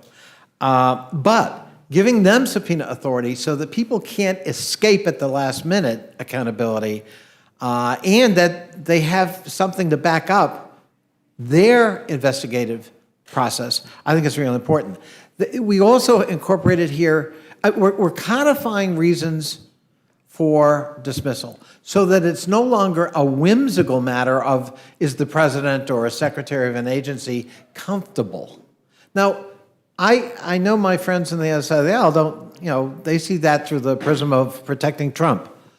But your question is quite relevant. But what about looking down the road someday? Protecting the institutional integrity and objectivity and independence of IG serves everybody. And oh, by the way, an independent IG does not in any way subvert the oversight function of my committee or the Congress. In fact, quite the opposite. They become resources for the work we do. We count on them to do that. And a really good IG is somebody we all rely on. I look at, for example, Mr. Horowitz, that Congress on a bipartisan basis has turned to look at a number of issues that we care about because we know he has integrity. We know he won't play games. That's what we're trying to do here, to create a platform that minimizes that risk and insulates them from the partisanship or political intervention of any president, Republican or Democrat. Does it give us an escape valve, though, if you've got somebody who has gone off the deep end in one way or another? First of all, yes, we're codifying reasons for removal. But secondly, as part of this package, the bill I introduced on what we call SIGI integrity strengthens the role of the Committee on the Integrity of IGs itself, so that that becomes a more robust body with more requirements from Congress to report to us in depth when somebody is charged with or accused of malfeasance or misbehavior. They may be innocent and we want them cleared. But we want to know about that. We don't want some terse one sentence that says, we looked at it and there was nothing there. That is what happens now. That's not good enough. So our committee did anticipate that, and that's the piece here in terms of accountability. Mr. Comer, do you have anything? Well, just a couple of things. With respect to oversight from the committee subpoenas during the Trump administration, I want to remind everyone the first 2 years, the Republicans were the majority of the Trump administration. The last 2 years, the Democrats were in the majority. The majority has subpoena power. So if I remember correctly, the focus of the first 2 years of the Trump administration was Russia, Russia, Russia. So the last 2 years was when most of the oversight questions would have come into play. So I just wanted to clarify that. The minority does not have subpoena power. My question more is if you have a rogue IG, is there a way to remove that rogue IG? We want independence, we want integrity, we want honesty and capability. But let's say we get somebody who, you've said, well, what if somebody? Right. I mean, can we remove them under the Under bill as this it's bill, drafted? there are 9 different criteria that must be met. It would depend on Whether if your those definition things, of rogue fit into those 9. but there is There a are way. areas if it meets the definition of Those the 9. bill. Okay, but I mean, sometimes I just don't want to be in a place where all of a sudden we've given somebody so much power, and we've had 2 Supreme Court decisions recently where we gave a lot of power to the head of the FHFA and a lot of power to the head of the CFPB, and the Supreme Court said, no, you've got to have an ability, whether it's in the executive branch or Congress, Right. to be able to remove somebody. They're a little bit apples and oranges, but again, I guess that's what I'm concerned Right, about. and we want to be able to remove rogue IGs. Their bill is to constricting, and it would depend on Whether whoever's the ultimate decision But it- of but it whether isn't your at the- definition fit rogue or not. But within those 9 9. different kinds of provisions or 9 reasons, we know that the executive branch, if there was a decision to eliminate somebody or remove them, pardon me, they got to fit into this. It can't just be whimsical, as Mr. Connolly used that term. Possibly. Okay. I would just add, Mr. Perlmutter, because I think it's a very valid question. I think this bill strikes a good balance. So right now, it's so amorphous, somebody could be removed because I don't like them. And that's what happened. 7 IGs were removed from critical agencies. We want to minimize that kind of whimsical behavior. In the process, we've actually finally codified, here are the reasons you can remove somebody. And I think actually that's a step forward because it adds clarity, and everybody can look at it and say, yep, you violated criteria number 3 or you didn't. And we have the backstop now, I hope, of a robust SIGI that is charged with looking at its own. Thank you. I yield back to the chair. In addition to that, Congress must be notified before they are placed on non-duty status. Mr. Burgess. Thank you. Thanks to our witnesses for being here today. It was already brought up, but the issue with the Consumer Financial Protection Bureau and the Supreme Court's ruling in 2020 that the president should be able to remove the person in charge of the Consumer Financial Protection Bureau. Is that what you've done in this bill? Have you allowed for that? Are you asking me? Yeah, either one of you. Yes, I think, but we have delineated, here are the areas you've got to cite in terms of behavior. And the reason is because, these are the overseers of the overseers. I mean, these are the people we rely on, and their integrity has to be above reproach, but their credibility also needs to be protected. So, Mr. Comer, do you feel that we've achieved that? Well, I mean, again, it depends on if the removal fits into one of their 9 areas of criteria, and I think that's very open-ended. It's constricting. Obviously, if you have a inspector general that adamantly opposes the ideology of the president, no president, no governor. I was the head of the Kentucky Department of Agriculture as Commissioner of Agriculture. Nobody wants an employee that's not going to at least respect the executive's overall ideology and overall goals. And that was, a problem that the president had with 1 or 2 of his IGs. Then you had, the 2 examples I gave of IGs that were warranted termination. So it's just it's a constricting bill, and it's left for interpretation. And I'm sure that if this bill did become law, that it would, any termination would end up in the courts. So Mr. Burgess? Is the provision as is drafted in the legislation before us, do you think it'll be found to be constitutional? I'm not a constitutional attorney, but I think that we could come to a bipartisan solution here. We agree on the overwhelming majority of legislation here. I think that, 2 parts, and I'm veering away from your question just a little bit, is you're giving a lot of unchecked authority to these inspectors general. And then you've got a situation where I believe that, the president has to have confidence in the attorney general, at least to be fair and balanced. And if you've got a situation where you've got an inspector general that does a television interview or whatever, they interview with a reporter, they're adamantly opposed to everything in the administration, it creates a credibility issue, and you've got a problem. And under his bill, it would be a challenge to remove that inspector general. So I believe that we can come to a compromise. We can strengthen the inspector general. We can give the inspector general, there are scenarios where you can give the inspector general subpoena authority. We do, if we were a real oversight committee right now, which it's funny that my friend said that we weren't interested in the Trump administration in doing any oversight. They haven't been interested in the least bit in any oversight of the Biden administration thus far. Maybe that will change in the next few months, but so far, nothing. I believe that we can depend on the inspector general to have credible oversight hearings that are focused on waste, fraud, abuse, and mismanagement. I think if we can come together on this bill, that we would achieve what the taxpayers of America want. So I don't know if it's unconstitutional or not. I'll leave that to the constitutional experts, but we do believe it's too constricting.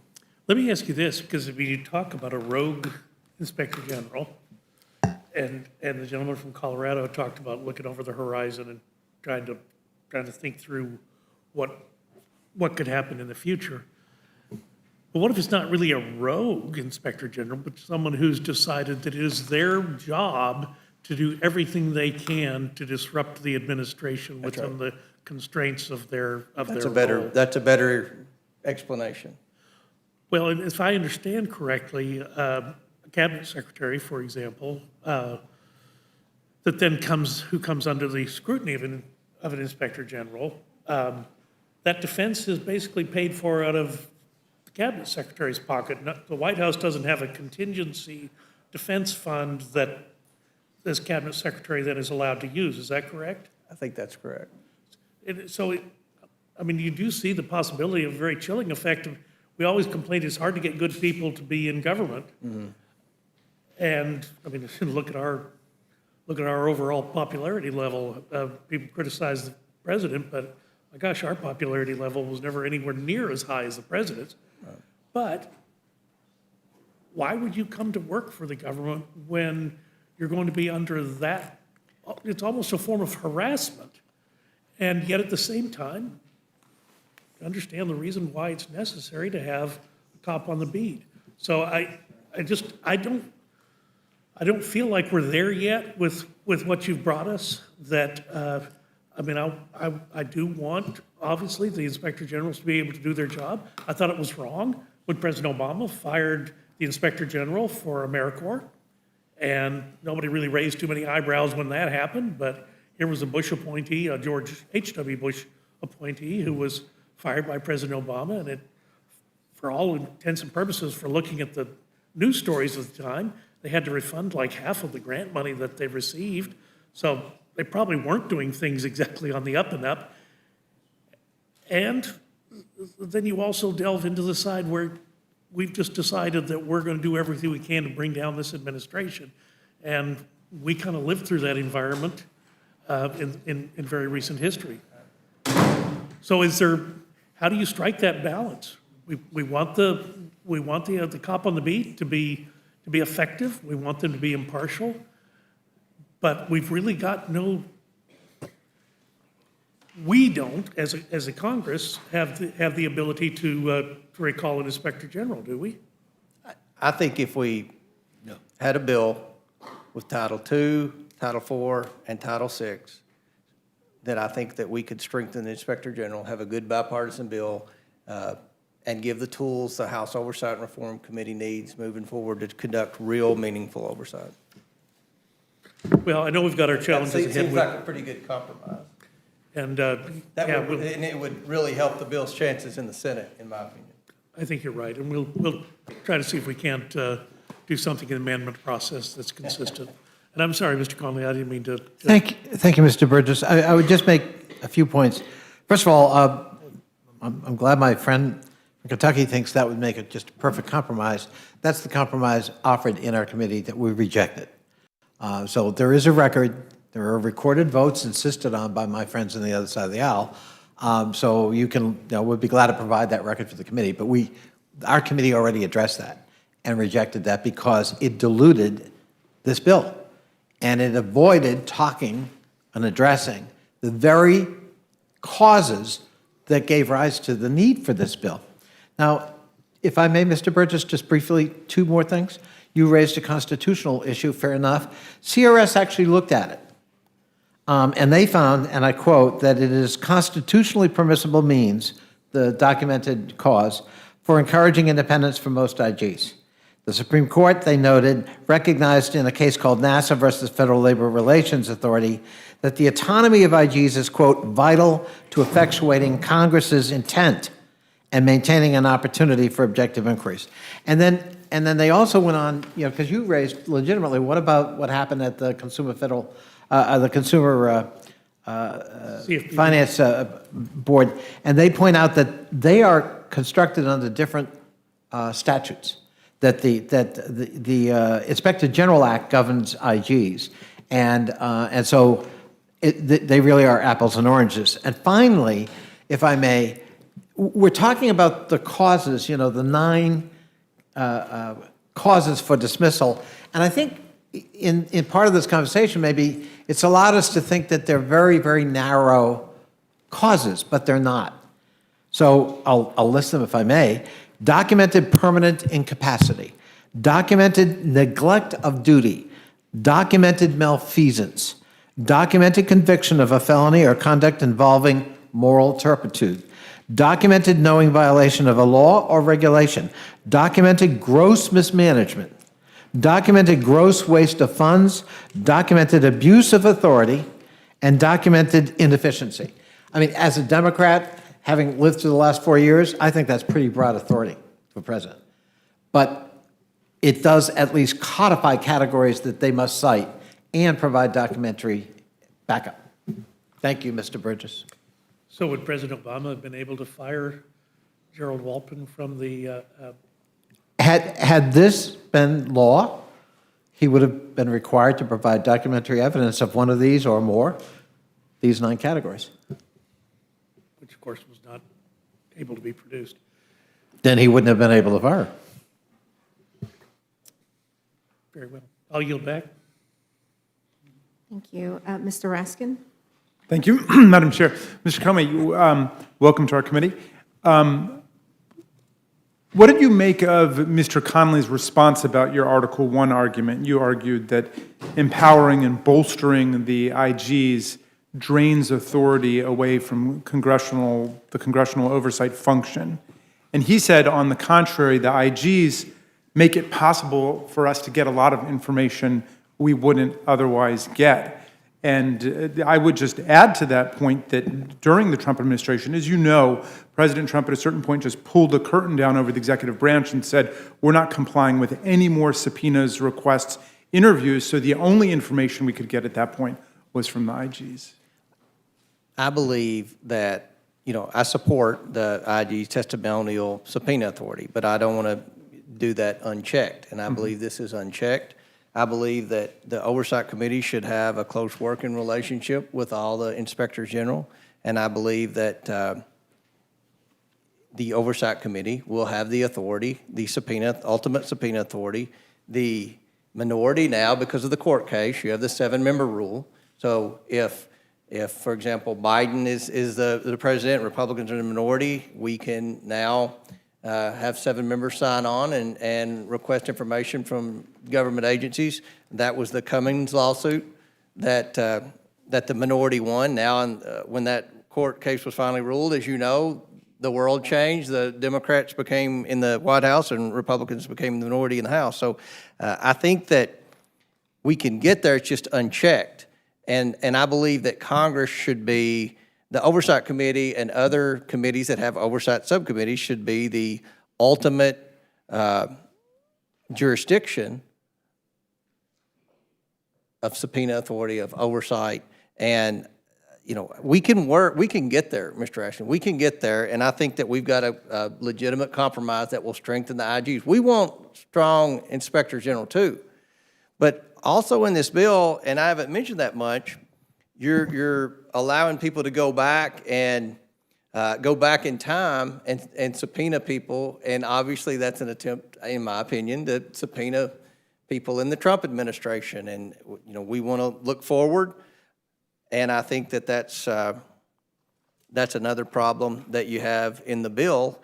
A lot of times, I think during the last 2 years of the Trump administration, when you all were in the majority, these subpoenas were a big expense on a lot of federal employees, and if they had amounted to anything, I think it would have been a little more justifiable, but just witch hunt after witch hunt after witch hunt. I want to get there. We can get to a credible committee of oversight that the taxpayers would be proud of if we go with the compromise bill. And remember, that's going to help the bill become law in the Senate. We can keep passing bills in the House that are dead on arrival in the Senate, or we can have bipartisan bills like our postal reform bill. We have had bipartisan legislation in the Oversight Committee.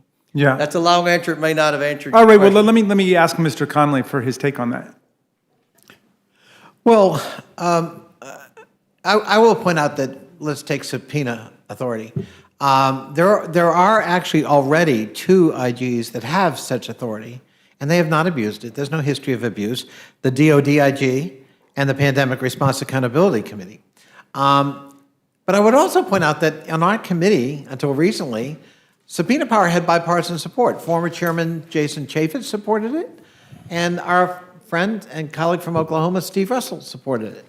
We've had Republican support for it. Tom Davis, I believe, supported it, my predecessor in this job, former chairman of the committee. What's changed? And Well, what has changed, Mr. Connolly? You've been here for a while. I mean, we do seem to have this huge gulf where, speaking for myself, I would say that we thought that the last administration did tremendous damage to the separation of powers by refusing to accept Congress's preeminent role in being able to get the information it wants in order to legislate. And this goes back decades and centuries. And Mr. Comey's suggestion is that Donald Trump was the victim somehow of a witch hunt. How are we going to get past that? Was Donald Trump the victim of a witch hunt? I guess one man's witch hunt is another's oversight hearing or investigation. One man's witch hunt is another man's persecution complex. Yes, and I understand that.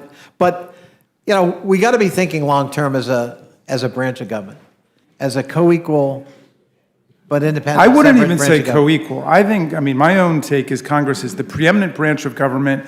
We're in Article 1. The president's main job is to take care that the laws are faithfully executed. We can impeach the president. He can't impeach us.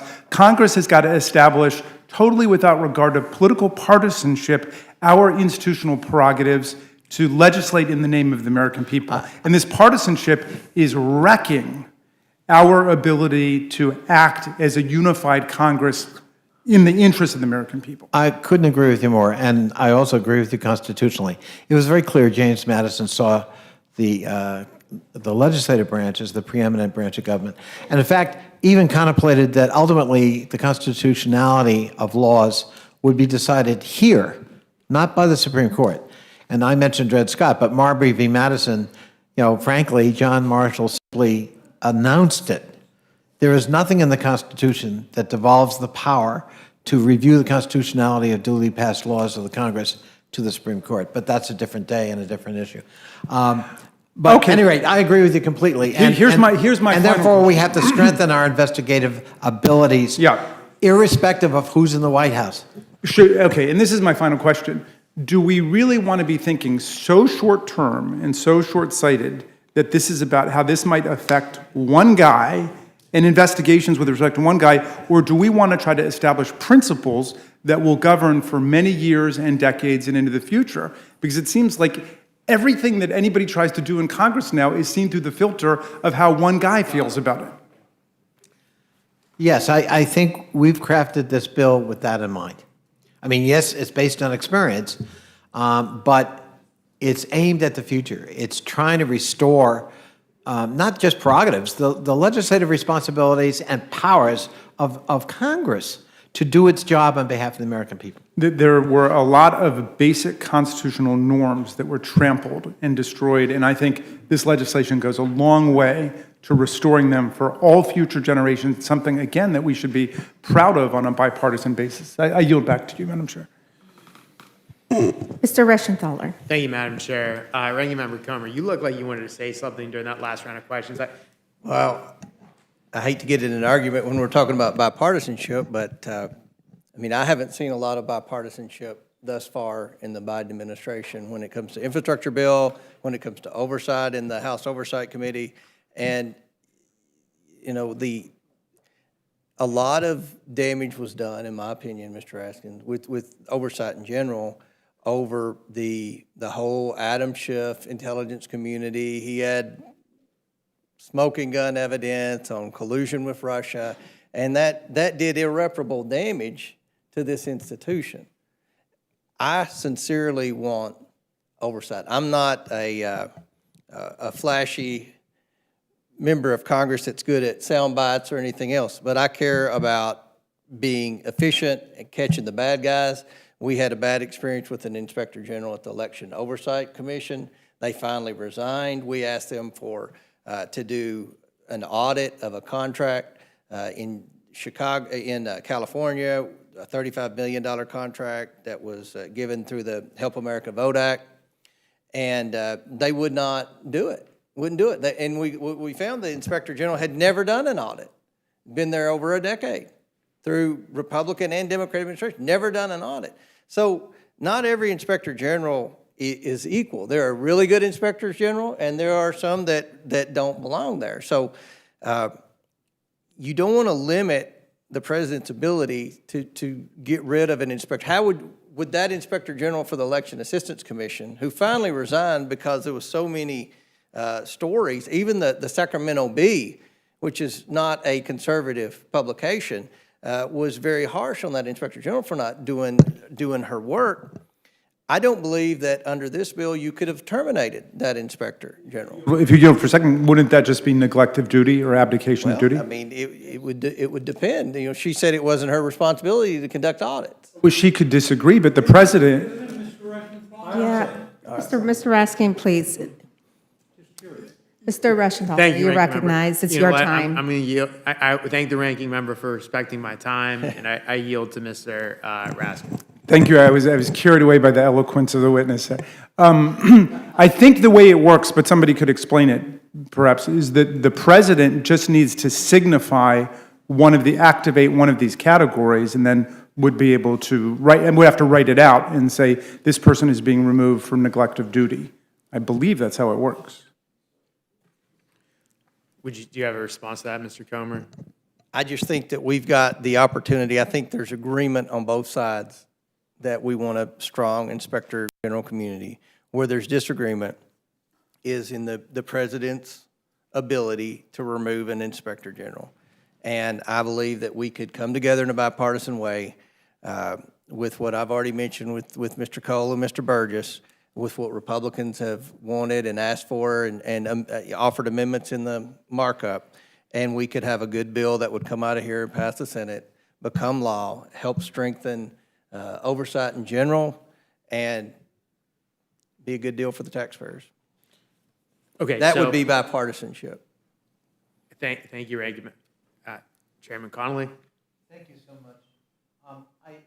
We'd like a bipartisan bill too, and parts of this bill were passed on a bipartisan basis. Parts. But we can't ignore what just happened. And we, Congress, have a responsibility to repair the damage by shoring up the independence of the IGs. I can tell you, because my subcommittee has jurisdiction over IGs. During the removal of IGs, we were hearing from dozens of IGs. The chilling effect was real. And maybe by design, I don't know. But it seems to me that we long-term need to repair that damage. And maybe we disagree about who caused it or how well they caused it or whatever, okay. But maybe we can agree about, looking toward that future, shouldn't we act boldly to preserve that independence? And just a final point, I read the 9 categories. I can't imagine a good manager not finding plenty to work with in those 9 categories if somebody was, in fact, misbehaving. And I think the example my friend from Kentucky was giving certainly would have easily fit in one of these 9 categories, or maybe even more. Thank you, I yield back, and thank you for... One more thing. I see my friend Representative Keller in the back, outstanding member of the House Oversight Committee. He has an amendment that obviously would add strong due process protections. That's one of the concerns that we had. But the key point, as far as I'm concerned, that amendment ensures that no federal employee could be subpoenaed if they were not a federal employee when this passes. Because a lot of what I believe my friends on the other side of the aisle are trying to do with this bill is to have another tool to be able to go back and continue their nonstop taxpayer-funded investigations of the Trump administration. Thank you. And my colleague, Ms. Fishbach, has reminded me that I've got to none of my questions yet. We've just been playing cleanup.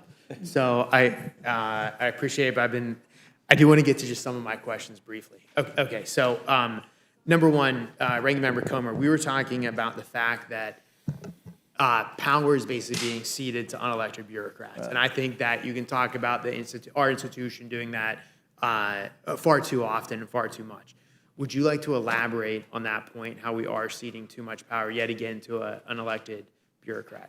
Well, we have just to briefly answer that, we have the Oversight Committee, and that's our job. Our job is to conduct meaningful oversight. Our job is not to hold hearings on whatever we'll get on the front page of the Washington Post or the soundbite in MSNBC. It's to conduct meaningful oversight. And I believe that we're ceding a lot of this responsibility in this bill to the Inspector General, who are unelected, and there's not a lot of checks and balances with the Inspector General, whereas there is with Congress.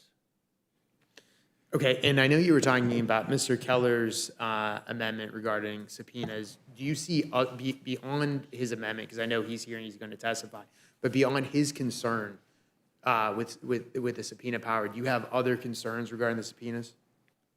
Yeah, I mean, and I mentioned that in my opening statement, we worry about due process for federal employees, and his amendment would give strong due process protections, and I'm sure he'll be up here to talk about it more, but Representative Burgess has an amendment that I think would be good, and that would add due process protections to the use of testimonial subpoena authority. So we have some amendments to make the bill better. Hopefully, the Rules Committee will allow those to. And then just on the mechanics of the bill, I have two questions. Ranking Member Comer, you were talking about your concern about a vacancy, and if there is a vacancy and the mechanisms behind That's that. right. Could you, do you mind elaborating on that point beyond Yeah. what you were talking about in your opening? The legislation states that if there was a vacancy, the first assistant would automatically fill the role during the vacancy, the first assistant to the Inspector General. And, who's to say the first assistant, if you remove the Inspector General for one of the 9 reasons that Mr. Conley's bill states, who's to say the first assistant wasn't doing the same thing? So I don't think that's a good provision in the bill either. Is there a way to remedy that, or do you have any suggestions on the remedy to that concern? I don't have any remedies for the concern, but I just think that I don't think that's a good provision in the bill, because you don't know if the first assistant's complicit with the same thing the person he's replacing was terminated for. I think that's a good question. But remember why we're doing this? We're doing it because in the previous administration, when some IGs were removed without cause, they were replaced by political appointees in the agency, not by IGs or professional inspectors. And we were trying to protect the independence of the office. And so the next logical thing is, if I remove, Tom Cole, I'm going to go to Mr. Burgess next. And because they're both in the same office doing the same thing. Now, should Mr. Burgess be tainted for the same reason? There is remedy, and we seek temporary IGs to put in those places. But to actually do this dual hatting, which is a blatant conflict of interest potentially, is what we're trying to do here. And by the way, it was one of the major requests of the IG community as we were drafting this legislation. Thank you, sir. Okay, final question, and this one is just about that. So I know there's 9 causes. Do you have any issues with defining those causes, particularly dereliction of duty? Does that give you pause on this bill, that the definitions are not clear, or as clear as they should be? We just think it's too constricting. And, who's to say what dereliction of duty is? I mean, it's all open to definition. you're limiting the president's authority, and we don't support that regardless of who the president is, even if it's President Biden. All right, thank you. And with that, I yield back, Madam Chair. Ms. Scanlon. Thank you, Madam Chair. I appreciate the efforts to strengthen the independence of the Inspector Generals. I haven't been here very long, but during the last administration, the Inspector General certainly provided more accurate and independent information than we were able to obtain in many occasions from the administration. So clearly appreciate their value, and I yield back. Ms. Fishbach. Thank you, Madam Chair. And maybe just since Mr. Reschenthaler just asked about it, he asked about the definitions, because I'm very curious if there is a definition of moral turpitude somewhere that someone can wrap their head around, because that seems very, very broad, and it could encompass a lot of things, and it may be subjective. Well, do you want me to respond? I mean, Oh, yes, well, I'm the sorry. criticism Chairman is- Connolly. The criticism has been that we're encroaching on executive authority and we're confining him. And your argument is the opposite, that actually we're too broad and we ought to be more. Chair Connolly, I didn't say that. I wasn't arguing that it was too broad. I asked if there was a definition. Well, I guess we could come up with one, but I think we're actually trying to do what Mr. Comer says we're not trying to do, which is to give enough discretion that when you see it, you can act on it. I don't mean to be facetious, but I mean, Justice Stewart Potter once said about pornography, I know it when I see it. That was his definition. And maybe that's true with moral turpitude too. And look, I think I said earlier, I'm the opposite of Mr. Comer. I think these 9 categories give too broad authority still to the executive. And I would have narrowed them, but this is the consensus that came up that we thought was the right balance without encroaching on executive authority, but in reasserting legislative authority over IGs. Thank you. Mr. Comer, you have. Our fear is exactly what I think the intent of your question is. It's open for interpretation. It's over legislating.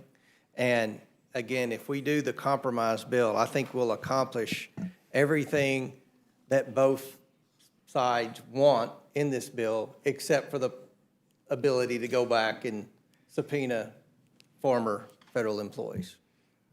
Thank you. And Chair Connolly, just, I understand that the Republican members of the committee offered quite a few substantive and good faith amendments, and I think Mr. Comer mentioned several of them during the markups, and I don't believe these were like the gotcha type amendments that sometimes are offered, and I was just wondering if you had supported any of these, or what was the discussion around, since we are looking to be more bipartisan. Yeah, I think my friend Mr. Comer would say that I certainly have a record of working with Republicans in our committee. Thank you, Mr. Comer. I stand ready, and I know the chairwoman stands ready to try, if we can, to find common ground. But let me just say, an amendment, for example, to abolish Section 1, 3, and 5 of our bill, from our point of view, gets the bill. That's not finding common ground. Now, the issue of subpoena has long plagued Congress, and both sides of the aisle have wrestled with this. Some Republicans have supported it, some have not. Some Democrats have supported it, some have not. And so I think that's one worthy of further, discussion. But we came to the conclusion that it's time to give subpoena power to the IGs so that it strengthens their hand. If they abuse the subpoena power, that first I think they'd be foolish, but I think Congress clearly would come down on them like a ton of bricks. So, but the fact that there's always the possibility of abuse ought not to deter us from looking at reforms. Anything we do can be abused. Members of Congress abuse their offices and authority. So, I mean, we can't entirely protect ourselves from that. But in weighing what we're about here today, we think the stronger arguments comes down on the need to strengthen the independence and somewhat the power and accountability of IGs. Thank you for your indulgence, Ms. Fishbeck. And Chair Conley, were there any Republican amendments that were accepted or and in that same vein, have you had discussions with Republicans about potential amendments that would be helpful? Yeah. So I certainly wrote a couple of my pieces of the bill, but let me take what I call the SIGI bill, that Committee for Integrity for IGs. And I will, my co-sponsor of that bill a few years ago, who helped me write it, was Mark Meadows. I wouldn't say that we were considered the most likely pairing. And yet we collaborated on that and many other pieces of legislation in my subcommittee. And I'm very proud of the fact that both Mr. Comer and Mr. Heiss supported the SIGI bill as well. So yes, there have been some examples. I think other parts of the bill we were not able to find common ground, and we debated them and we had recorded votes. Mr. Comer, do you have anything that you'd like to add to that discussion? This bill is about 8 different bills. How many different? 10? There are 10 different bills in this bill. And, we could have 10 different votes, or we could have one vote on the how many parts of the bill would you say there's agreement on? 7, just 3. Just 7 out of 10? 7 out of 10. And we could have a good, strong, bipartisan IG reform bill that would have legs to make it through the Senate and become law and be a benefit to the taxpayers of America. I rest my case on that. Thank you, Mr. Comer. I yield back. Thank you, Ms. Fishbeck. Mr. Morelli. Thank you, Madam Chair. I don't really have any questions. I appreciate the discussion. I appreciate, Mr. Connolly, your work with the Oversight Committee. Seems to me that, I think of the Trump administration as anomalous, deviating from what is standard, normal, or expected. And I don't know that we've had an experience too often in the past, maybe the Nixon administration near the end, where a chief executive would try to disrupt ongoing investigations with the amount of regularity that the president did. And it wasn't only the IGs. I mean, time and time again, the president tried to fire anyone who disagreed with him. And so we find ourselves in a difficult situation because the response, with all due respect from my colleagues on the other side of the aisle, was deafening silence. Perhaps if the Congress had stepped up to take more of an issue with the president's actions, we wouldn't need to do this. But I think this, frankly, finds an appropriate balance. I think this is thoughtful. I think making sure that the ability to remove an IG for cause makes a great deal of sense, and still maintaining the independence of the IG to initiate investigations. So I can't, frankly, imagine something that makes more sense as we try to find that balance. And hopefully we won't see another anomalous administration anytime soon. But thank you for your work. I yield back. Thank you, Mr. Morelli. Does any other member of the committee wish to ask a question?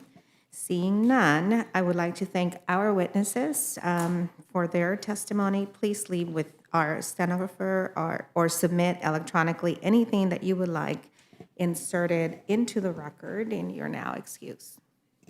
Madam Chairman, I just want to thank all of you. It's always a joy coming to the Rules Committee. No, it is. There's a level of civility here I hope will spread to other committees in the Congress. Thank you for your respect and your attention. Thank you. Okay, I want to welcome our next panel to testify on their amendments to H.R. 2662.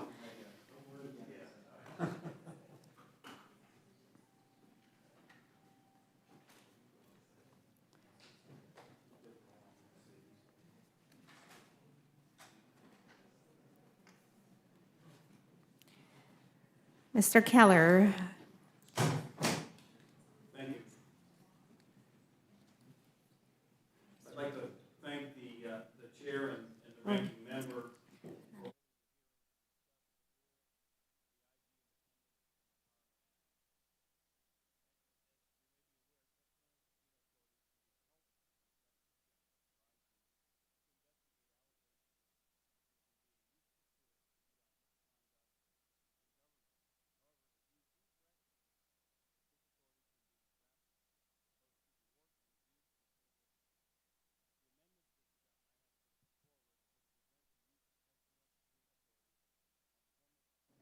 sorry. I thought it was on. I guess I don't need to start over, do I? Thank you. Please proceed. Thank you. It looked like it looked like it was on. I apologize. And prevent the use of testimony subpoena for authority for former federal employees who are not federal employees at the time of enactment.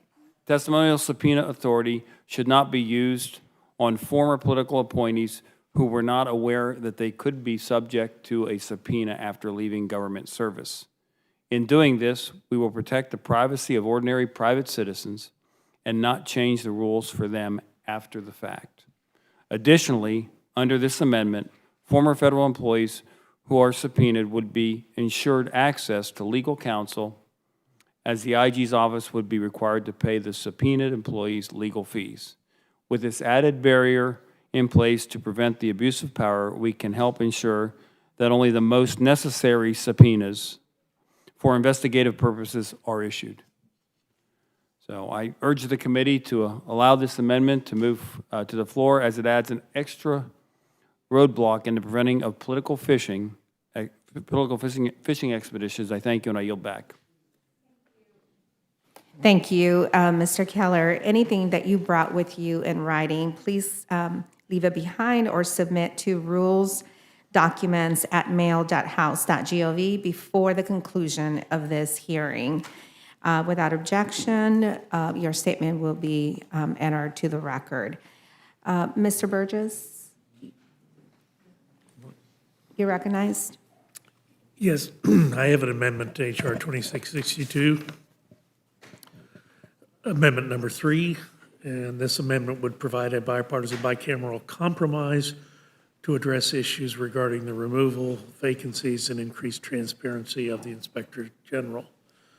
Specifically, this amendment strikes Title I of the bill and replaces it with Section 2 of S. 587, the Securing Inspector General Independence Act, to require written communication from the President or the head of the federal entity to committees of jurisdiction, both in the House and the Senate, explaining the substantive rationale, including detailed and case-specific reasons for removing or suspension of an Inspector General no later than 15 days before the change in status takes effect.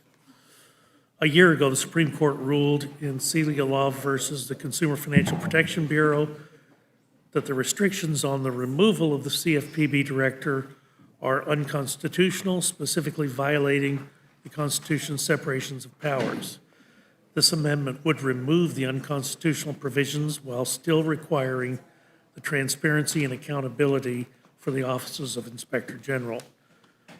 The amendment would also strike Title III of the bill and replace it with Section 3 of S. 587, the Securing Inspector General Independence Act, further clarifying the line of succession regarding Inspector General vacancies. If both the first assistant to the Inspector General and the Principal Deputy Inspector General are unable to perform the duties of the acting Inspector General,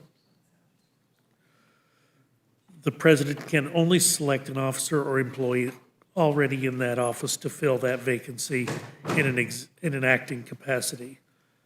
This amendment would make the new Inspector General subpoena power prospective, so that the former federal employees are not subpoenaed by inspectors general, ensuring that this subpoena authority is not abused by the Biden administration towards former employees of the Trump administration. And finally, this amendment would require that the Office of Inspector General who subpoenas an individual must pay for the legal representation of that individual to protect their due process rights.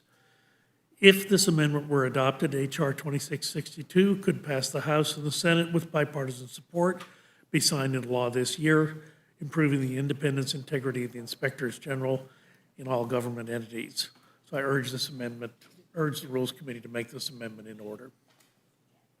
Thank you, Mr. Burgess. Thank you both for your testimony. I now turn to Mr. Cole for any questions that he may have. Thank you very much, Madam Chair. Just a quick question to my friend from Pennsylvania, and you may have answered it in your amendment, my friend from Texas. But, and again, I'm not an expert on subpoenas. I don't pretend to understand, so please bear with me. Just curious, Mr. Keller, if we had a rule like this and it was going forward. In other words, we said, we're going to do this from now on. We're not going to apply this to anybody before. And if we provided adequate legal protections for those people in the future, would this be a useful tool? Would that be something you could be supportive of? Are you just worried it's unbalanced because, one, we're subjecting people to new conditions retroactively, and two, we're doing it without any, protection for those people financially, legally? They're kind of out there on their own dime, and that's a dangerous situation for any of us to be in. But I'm just curious, if those were remedied, would this be a good thing going forward?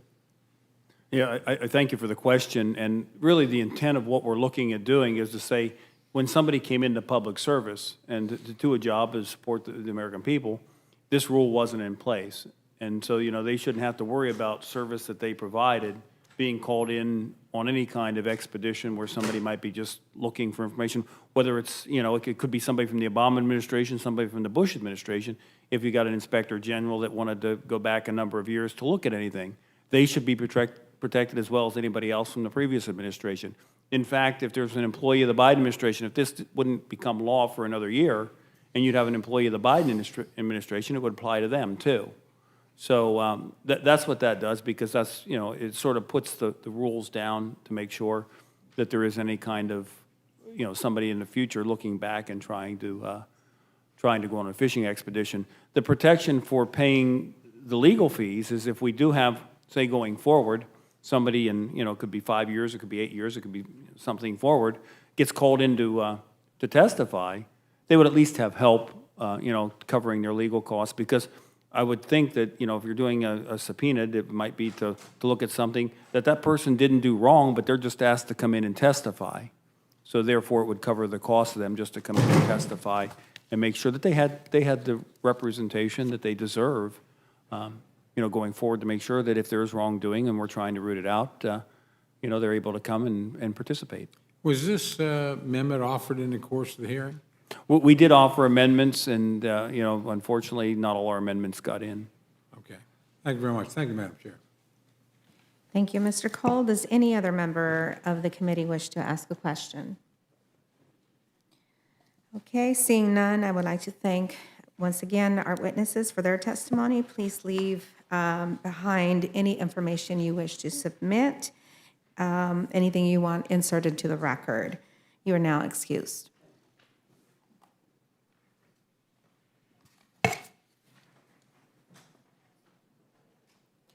Are there any other members who wish to testify on HR 2662?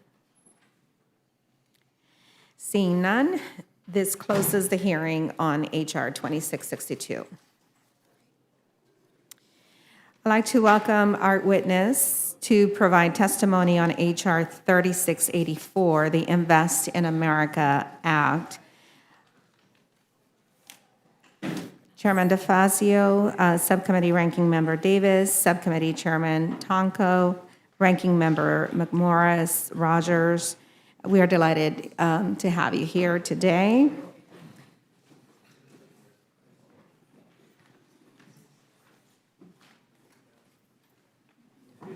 How many times is Davis going to appear today?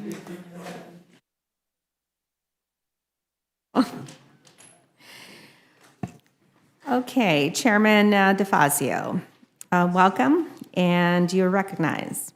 Thank you, Madam Chair. Well, Madam Vice Chair, I guess, or whatever. So thank you. 3684 is a transformational investment in our transportation infrastructure and also in our water, drinking water and wastewater infrastructure. And it also, 3684, would be the single largest contributor to the President's plan to reduce the impacts of climate change, since transportation is the largest single source of carbon pollution in the United States. Now, we could just keep doing what we've been doing, but it's failing the country. We're underinvesting. We've dropped from the 60s and 70s, number 1 in the world with infrastructure, to number 13 and headed down. The Chinese invest 6% of their GDP in infrastructure. We put in 0.5%. The federal government has been absent from partnership for decades. We last raised the federal gas tax in 1993. And we've been pretty much doing status quo with funding and also status quo with policy. We built 35,000 lane miles in our 100 largest cities in the last 25 years. That's an incredible amount of pavement in our 100 largest cities. And guess what? Congestion is 6 times worse after 25 years. It's trying to try something different. A new era in terms of how we move people and goods in this country. Major investments with very strong Buy America provisions, using materials from our own backyard. It also would restore our global competitiveness. As I said earlier, we used to be the envy of the world. Now we're becoming a laughingstock. Have we become so puny that we can't make these changes and these investments? I hope not. There's been attempts to say during the Trump administration, the only plan they came up with was to send the responsibility to the 50 states. We tried that before the Eisenhower era. I have a great poster. It's beautiful, new highway in Kansas, and it ends in a farmer's field, which is the state line of Oklahoma, because they said, oh, we were going to build it, but we can't, we don't have the money, until the Eisenhower bill passed. And then we created a system that joined the country in ways never before envisioned. It was actually written and designed for the existential threat of the time, which was an invasion by Russia to move our military to the coasts, or nuclear war to evacuate people from the cities. We have a new existential threat. It's climate change. We have to deal with it. The Northwest today is experiencing temperatures 30 to 40 degrees above normal. Canada, Northwest Canada, recorded the highest temperature in the history of Canada, day after day. We're in extreme drought. Climate change is real. Now, I've had trouble convincing my colleagues on the committee that it's real. So instead, I held a hearing on the business case for investing in defossilizing transportation. I had Fred Smith from FedEx come in. No shrinking lefty violet, Fred. And he said, I'm going all electric, including semis, but there's no place to charge them. GM's going all electric. There's no place to charge them. We can either lag behind the world and see yet another evolution in our country of technology, and in this case, transportation, to China and other places, or we can be in the forefront. So, we don't have to match China dollar for dollar, but we really have to step up. Americans are tired of potholes and the expensive repairs. Americans are tired of congestion. I mentioned the cost of congestion. It's not just for people delayed on the way to work. Every time a delivery truck, a semi, whatever is sitting in traffic, it's very expensive. FedEx has quantified what the costs are of congestion, as have other companies, and they are astronomical. They exceed, on an annual basis, the amount of money the United States government is investing in transportation. It's time to change this. This is an American problem, and we can fix it. This bill would invest in transit in a major way. It would invest in rebuilding our roads, bridges, highways, and prioritize fix it first, because we have 47,000 bridges that need repair or replacement. It would fund a robust intercity passenger rail network to give people new alternatives. There are a lot of people around the country don't really have access to airports. They don't have access to much else. But we could get them rail service. So I'm hopeful. We had 2 Republican votes coming out of committee. I hope we get a few more on the floor. Our numbers in this bill are very close to the bipartisan deal negotiated in the Senate, very close. So that is something that could easily be bargained in conference. But of course, their bipartisan deal lacks policy. Our bill has the policy we need to move into the 21st century. This would create a lot of jobs, deal with climate change, and vaunt the U.S. Back to a point of international competitiveness, and we would be rewarding people for work, not wealth. Thank you very much, Madam Chair. Thank you, Chairman DeFazio. I will now recognize the gentleman from Oregon,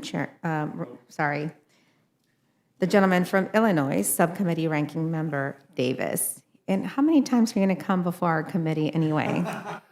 I heard you guys like me, but not that much. So We like you outside of this This will be the committee last hearing. time. I don't know if I can be around Perlmutter much longer. I really don't. I apologize for this back and forth. Please, you're recognized, Mr. Davis. Thank you, Madam Chair, and Ranking Member, and the members of this committee. Almost exactly 1 year ago today, I was here as the Rules Committee took up a highway bill that was developed entirely by the majority and that passed both the committee and the House along mostly partisan lines.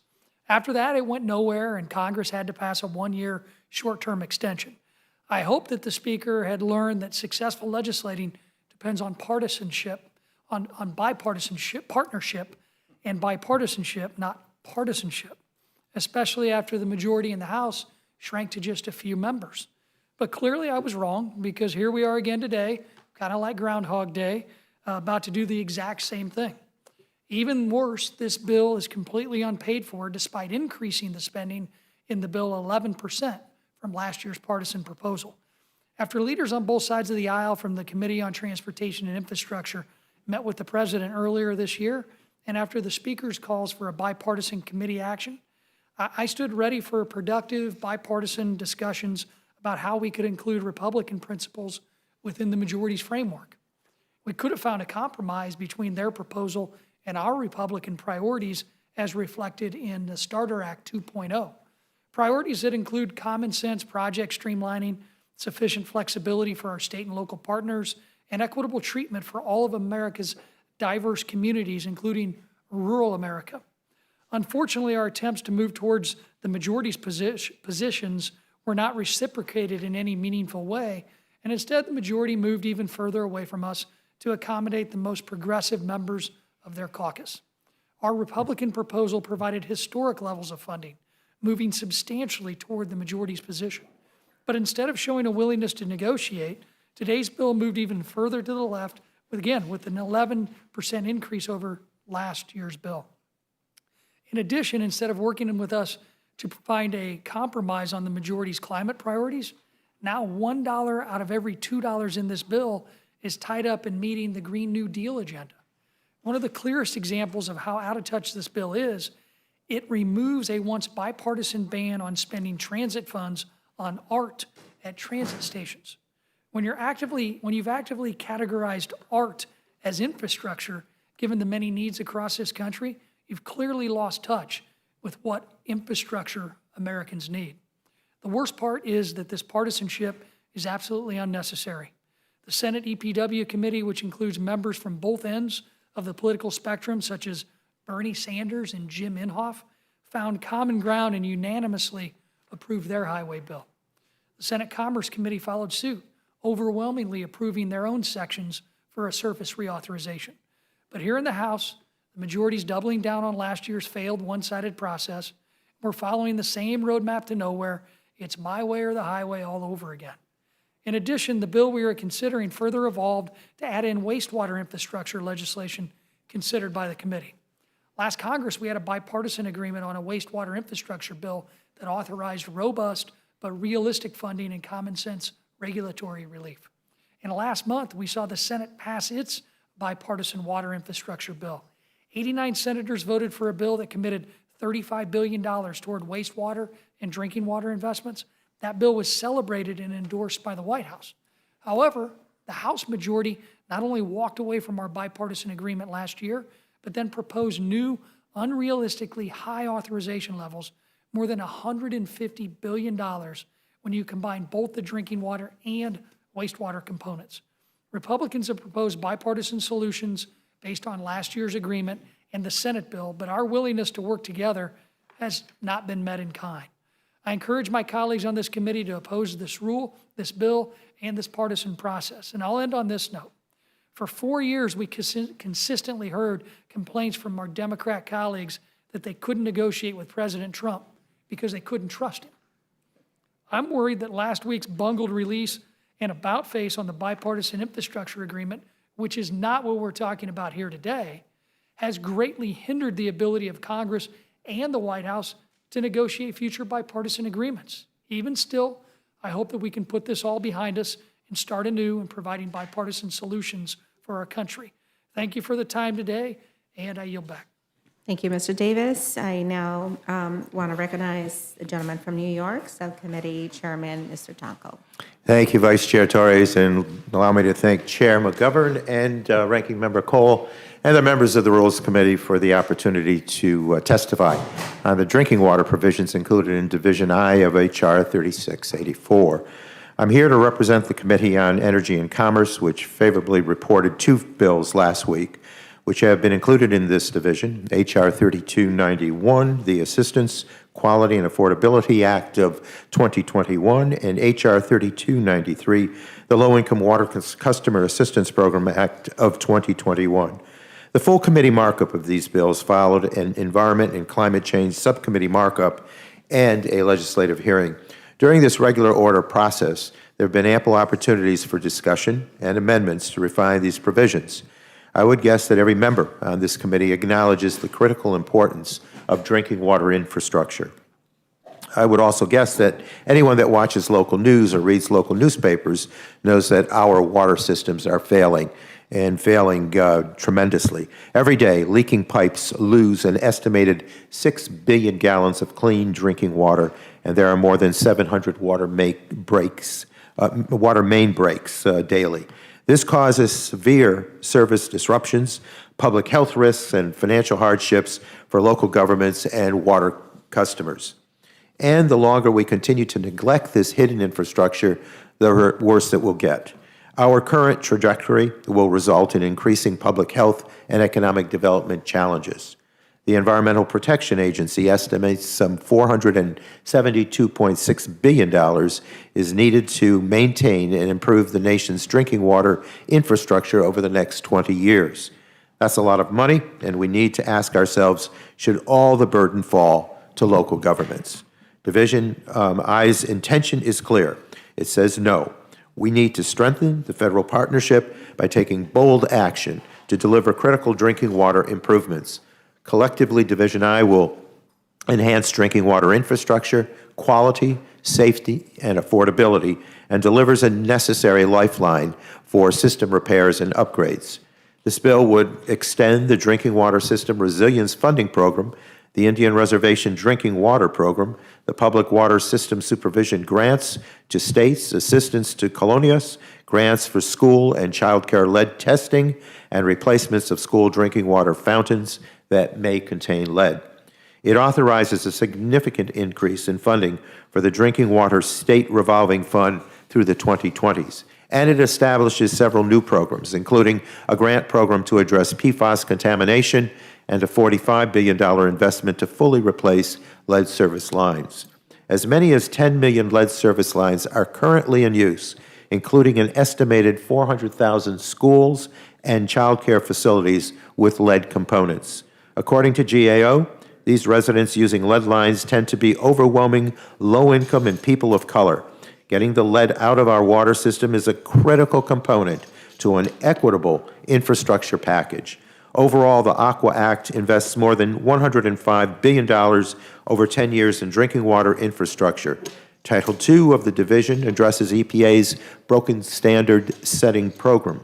Since changes to standard setting in the Safe Drinking Water Act amendments of 1996, EPA has failed to set new standards for several dangerous emerging contaminants that can cause serious illness and even death.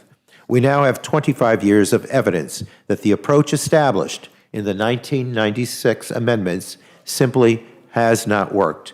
I know that some would rather not discuss standard setting, but we cannot continue to divorce the issues of water systems needing more infrastructure dollars from EPA needing stronger authorities to protect public health and set minimum safety standards.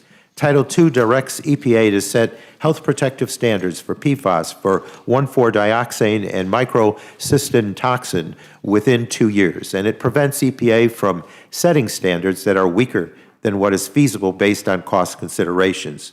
Finally, Title III of this division addresses the growing challenges of water affordability. We know low-income families are struggling to make ends meet during this COVID-19 pandemic, and they still need help with their bills to keep the water running. In 2020, water utilities projected a $13.9 billion financial impact tied to COVID-19 on U.S. drinking water systems. The bill authorizes $4 billion to reduce or eliminate customer debt incurred since March of 2020 and prohibits water systems receiving this funding from disconnecting the service of eligible residential customers as a result of non-payment for a 5-year period. So Title III also includes H.R. 3293, the Low-Income Water Customer Assistance Programs Act of 2021, introduced by Representatives Blunt Rochester, Katko, Dingell, and Tlaib, to establish permanent assistance programs to help low-income customers pay their drinking water and wastewater bills. The program would be similar to the very successful Low-Income Home Energy Assistance Program, LIHEAP, which helps low-income customers pay their energy bills. $4 billion is authorized for the Low-Income Drinking Water Assistance Program and $4 billion for the Low-Income Wastewater Assistance Program. Division I is critically important. We know our water systems need these infrastructure dollars, and our constituents deserve to have safe, reliable, and affordable water, free from lead, free from PFAS, and free from dangerous contaminants. Thank you again for allowing me to appear before the committee. I am happy to answer any questions, and with that, I yield back. Thank you very much. Happy to recognize Ranking Member McMorris Rodgers. Thank you, Mr. Chairman. Good afternoon, members of the Rules Committee.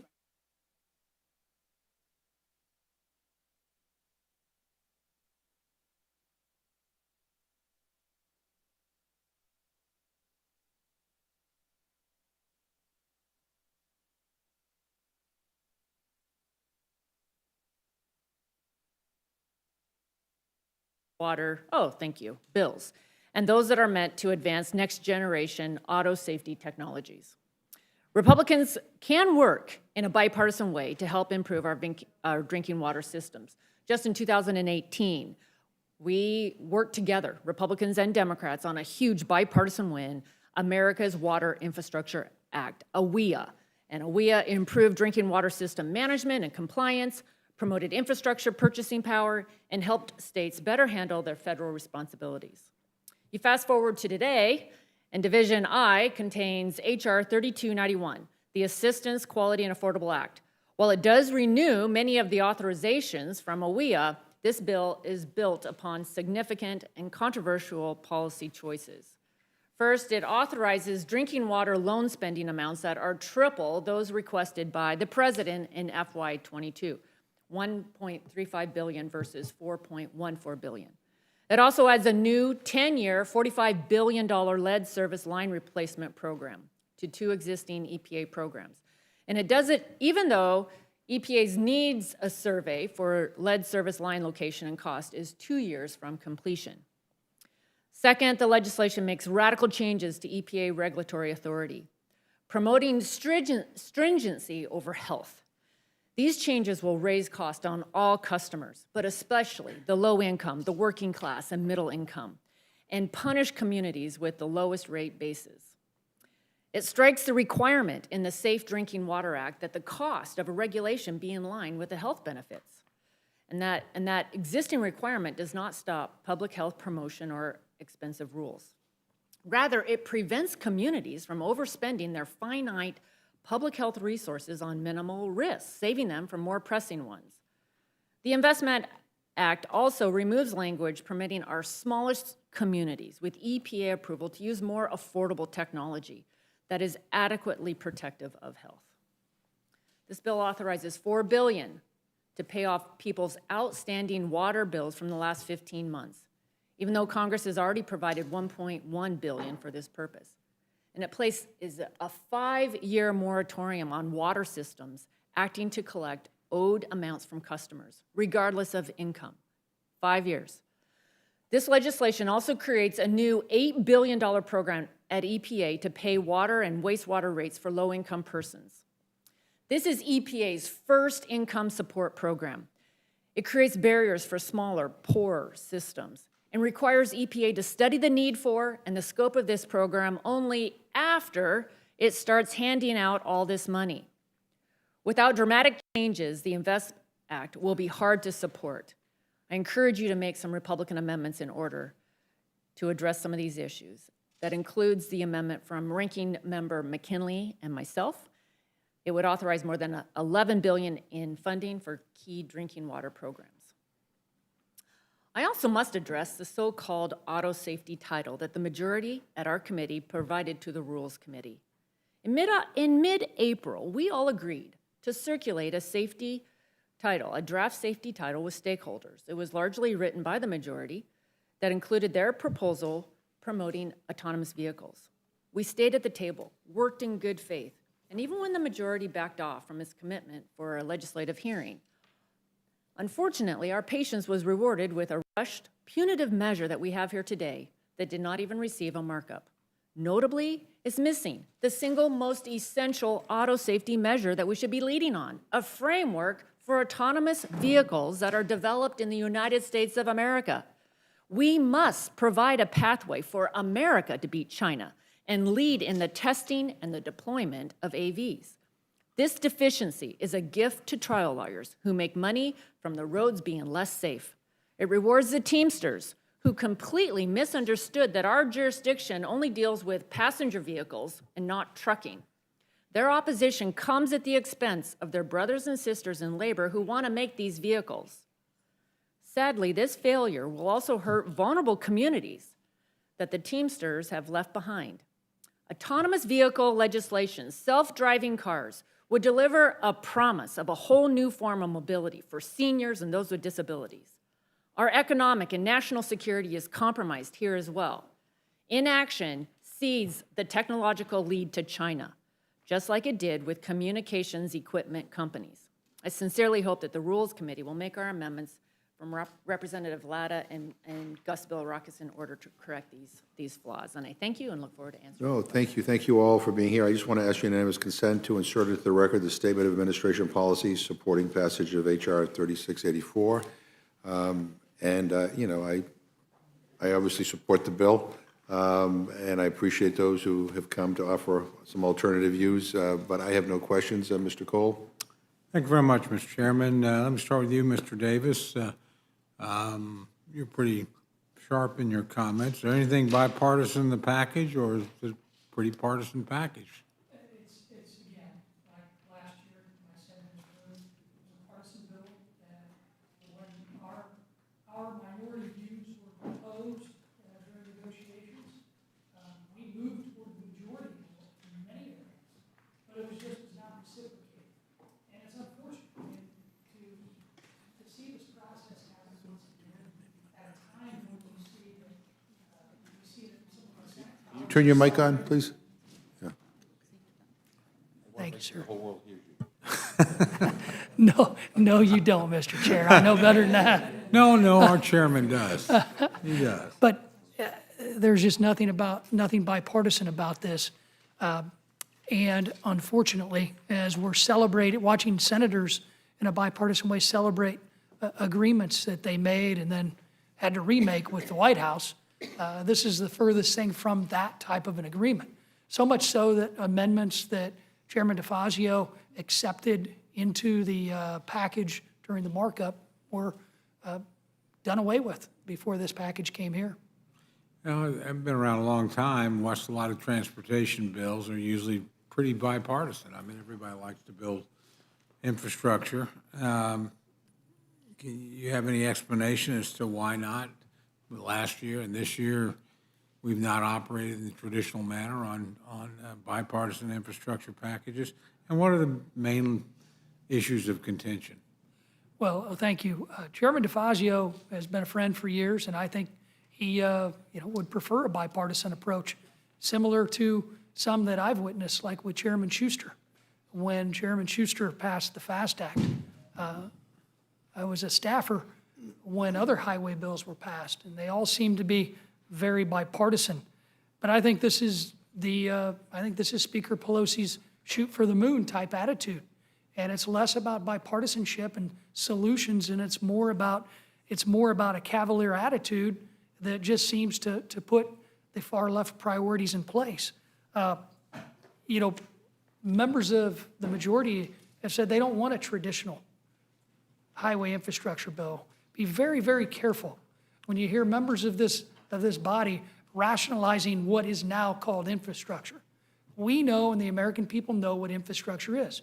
They expect roads, they expect bridges, they expect true infrastructure to be invested in. And those are the bipartisan things we can agree on. And again, this bill is not the bipartisan agreement that is being touted coming from our senators in the White House. Was there, I think you mentioned in your testimony about $1 out of every $2 of the bill is tied up with, well, just called Green New Deal goals or priorities. Is that the case? And how's the bill being paid for? Well, the bill's not paid for at all. This is borrowing 100% of the funding that is being requested. The majority has yet to have a single hearing in Ways and Means on fixing our broken highway trust fund. So this is another attempt, as was a year ago. It's just an attempt to borrow to invest in their priorities. And this bill added more new programs, more funding, and more mandates.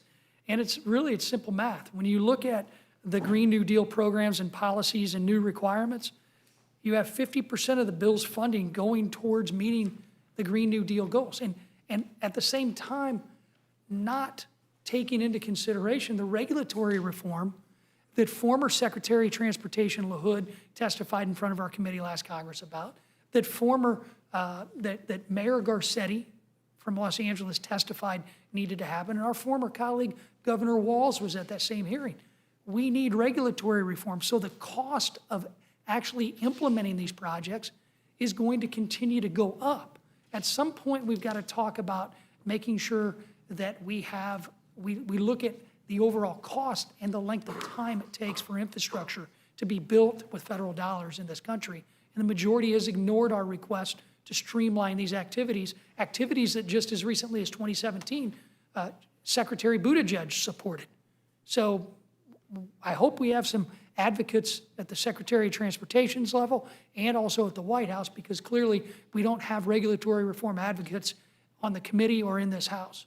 Well, last question for you before I turn to our friends from Energy and Commerce. But, obviously the Senate has some sort of bipartisan deal appearing to shape up, although it's taken quite a few interesting twists and turns over the last few days as to whether it's linked with other things or not. But I take the president's word. Doesn't sound like it is after the statement on Saturday.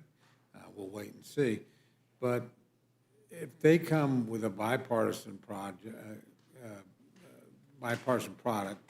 to a conference, and we come with a partisan product, theirs is at least somewhat paid for, and ours isn't paid for at all, what do you think our chances are of actually influencing the final legislation, or do you think it's basically being written in the Senate? Well, obviously the Senate will be taking the lead on writing this bipartisan agreement into legislation. The devil is going to be in the details to see if we're going to have that bill and to see how bipartisan it becomes once it gets written.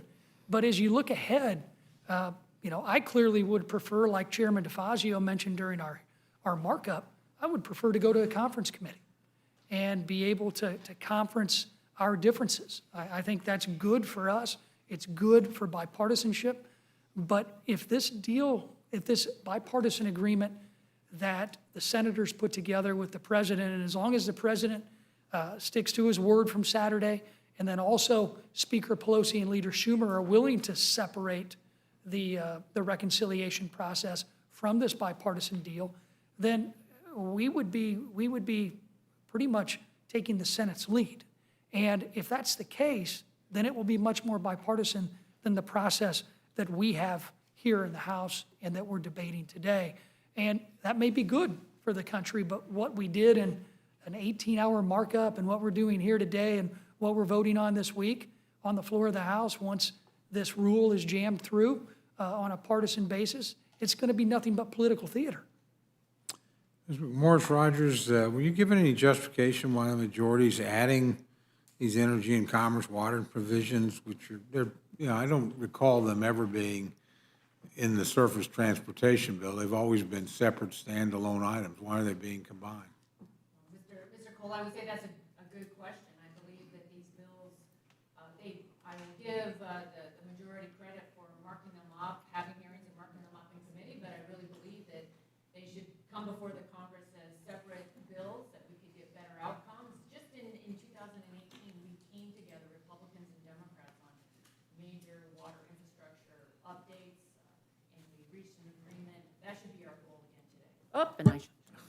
Okay, here we go. Thank you. On February 4th this year, you and 6 subcommittee rankers sent a letter to Mr. Rob Fairweather, the acting director of the OMB, asking for an accounting of remaining funds unspent from various rounds of COVID relief legislation passed out of this body. Did you ever get an answer? We're still waiting. We're still waiting for an answer to that letter. Does that provide additional money that could offset some of the expense associated? Yes, I think it just makes sense that we would have a better accounting of the money that Republicans and Democrats came together during the pandemic in response to COVID-19 that we authorized during the CARES Act, appropriated, as well as at the end of the year, big increases. But before we are authorizing these kind of increases, we need to have a better accounting of how that money is actually being spent, where the gaps are, where the continued needs are, instead of legislation that is going to be imposing more restrictions and requirements and making it harder on especially the low income and middle income. And my friend from New York, Mr. Tonkoff, we've yet to hear back if and how the billions already authorized in the omnibus and reconciliation bills have been spent. Why are we rushing to provide for permanent authorizations in the legislation? Shouldn't we first wait to hear what funds remain before we put additional money in? Mr. Ranking Member, you are, and I will tell you that the price tag of $472 billion for water infrastructure over the next 20 years is an awesome task, and we have dropped our commitment drastically from decades ago. The percentage of assistance from the federal perspective has precipitously dropped. And so what we do here is at least make a package probably even stronger. But this acknowledges that safe drinking water is a public right, and we believe that all of that cost should not be, a majority of that cost should not fall upon local government, that there has to be a stronger partnership with Washington. Okay, thank you. Well, It's a pretty small room, Ed. We don't want to blast you away, so. with that, Mr. Chairman, I'll yield back. Yeah, thank you. And let me just, before I turn to Mr. Perlmutter, I just want to. Sorry. Stop throwing things. But no, I just want to, I do want to take exception when Mr. Davis said we're jamming through a rule. As I understand it, you guys did hearings and markups, and some of these markups went up quite a bit. I mean, you're before the Rules Committee. We're listening to everybody's testimony, pro and con. I mean, that's the way this is supposed to work. We go to the floor. This will be debated. People will vote on it. You can vote any way they want to vote. It's always I always find it interesting that when Republicans were in charge, rules were, moved to the floor, debated, and then voted on. But somehow, when we are moving rules to the floor, we're being accused of jamming a rule through. I mean, I don't think that that's a fair assessment. And we want to talk about bipartisanship and comedy and getting, along with each other. I think we have to. I think we should refrain from that kind of characterization. Mr. Perlmutter. Thanks, Mr. Chair. Just a couple questions. Mr. DeFazio, I want to thank you for the member-designated projects, because for us, we have some very important projects in Arvada, Colorado, in Lakewood, Colorado, in Westminster, Colorado, Wheat Ridge, Colorado, and 2 in Wheat Ridge, Colorado. I'm curious, did any Republicans take advantage of the member-designated projects? Yes, every member of the House was given an opportunity. There was a 15-page sheet on what would qualify, which was bipartisan, sent out by myself and Ranking Member Graves. 214 Democrats chose to apply for projects, and 105 Republicans chose to apply for projects.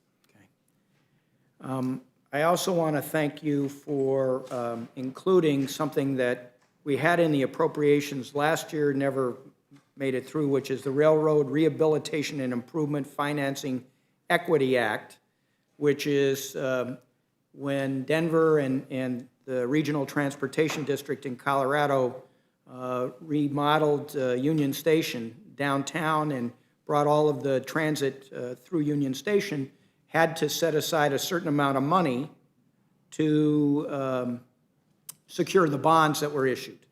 And the bonds have all been paid, and $30-some million is sitting there. So I appreciate, and I just ask you, does the bill include the refunding of that security deposit? It does there, and also in other areas where the federal government, through TIFI and others, has taken a loan premium because of risk. And then once it's paid off, it should be paid back. Thank you very much. I yield back. Dr. Burgess. Thank you, Mr. Chairman. Chairman DeFazio, I don't think I've seen a CBO report on the Invest in America Act. How far out of balance are we with what's available in the Highway Trust Fund and what you're proposing to spend? Well, right now, if we did status quo, which would be disastrous for the nation, we're about $120 billion short. We've been backfilling the Highway Trust Fund since, I don't know, sometime back, perhaps starting with Safety Lou in '06, maybe even before that. Since there's been no increase in federal user fees, we've been backfilling with general funds for a couple of decades. So how, have you had hearings on this in the committee about how to reconcile a discrepancy with the Highway Trust Fund? I mean, is the Highway Trust Fund still a good idea? Absolutely. It is, and if we don't do reauthorization by October 1st, the authorization for the existing inadequate sources of revenue goes away, and the federal government would be investing zero in surface transportation. So we have to get a bill done.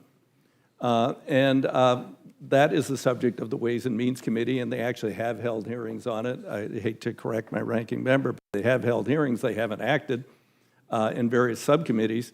But during the 4 years the Republicans were in charge, they had zero hearings on how to fix the Highway Trust Fund. But both sides have been reluctant to move forward with proposals. I made numerous proposals over the year. I'm not on Ways and Means, and I leave it to the seers on Ways and Means and Finance in the Senate and the White House to figure out how to pay for it. I'm presenting a bill, which is the bill that they need to pay for, which is the investment we need for this country to get into the 21st century. But even absent a reauthorization, the collection of the federal highway tax continues. Is that not correct? If we reauthorize the gas tax, which hasn't, and diesel tax, which haven't been changed since 1993, continue the new truck tax, which I'd like to do away with, especially for electric new 80,000-pound semis, continues. The big tire tax. I mean, there's a whole bunch of miscellaneous taxes that contribute to the Highway Trust Fund. Just briefly, you said if we don't reauthorize the surface highway bill, then, but the taxes continue to be collected. No, they die with the reauthorization. They die with reauthorization. Yep, if it fails. So that money would be immediately then rebated to the... No, there's nothing to rebate. There would no longer be taxes levied, and the Highway Trust Fund, the Highway Trust Fund would be exhausted in 1 or 2 months. what would happen to the 18 cents that's being charged for every gallon of gas that's sold? That would go away, and we would have, no federal investment. I talked about that at the beginning. There are some on your side of the aisle think, make the states do it. That's what Trump proposed, his only concrete, not to make a bad pun, proposal. I talked about it. It didn't work in 1956. It's not going to work in the 21st century. You can't devolve this all to the states. So let's say all the freight, like 60% of the freight that comes into America, or 50% comes in through the port of Los Angeles. So California should pay to move it out of the port to the Arizona border. Then Arizona should pay to move it to the next state's border. Then the next state should pay to move it to the next state's border. That doesn't make sense. This is a federal system. It needs federal investment.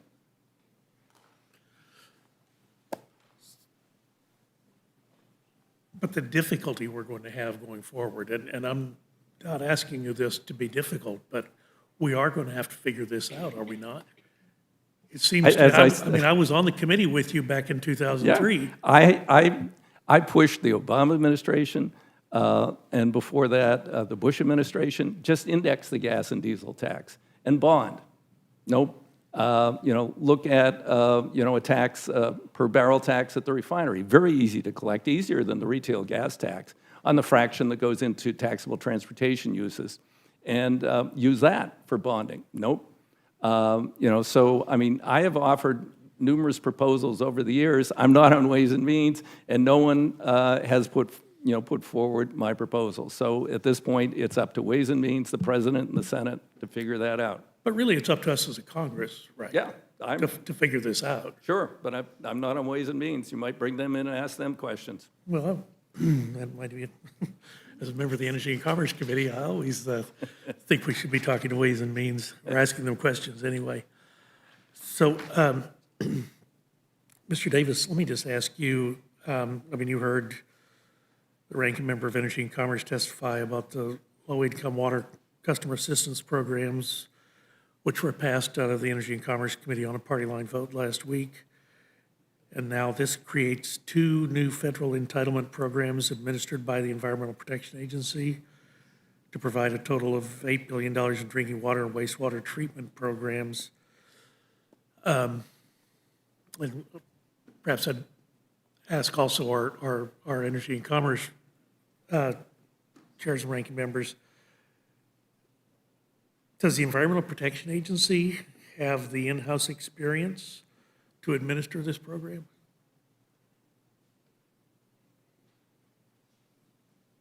Yes. I'll defer to the E&C folks on that one. I started asking Rodney, but it's appropriate for E&C. So, Chairman?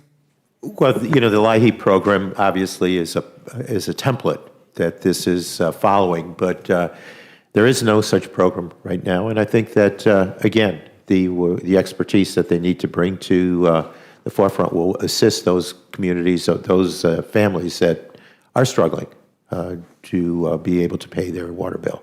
So does EPA have the intellectual, does EPA have the? Well, they certainly have expertise on water infrastructure, and they know the impact of these bills. I mean, it's been well documented through audits that have been done, and I think they will develop a team that will respond accordingly.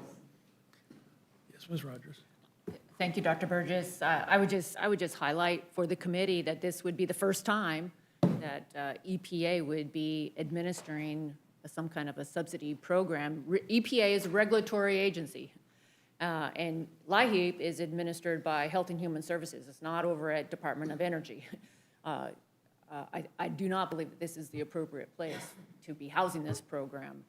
That's separate from even the question over the federal investment in creating these 2 new programs. So I just have to ask the question, you and I both have rural portions in our districts. How is that going to impact the rural water infrastructure? Are you talking drinking or wastewater? I can answer. Drinking water. Okay, I could answer waste. Well, obviously, many of the rural programs are small, and I think the assistance here would enable those utilities to get that help.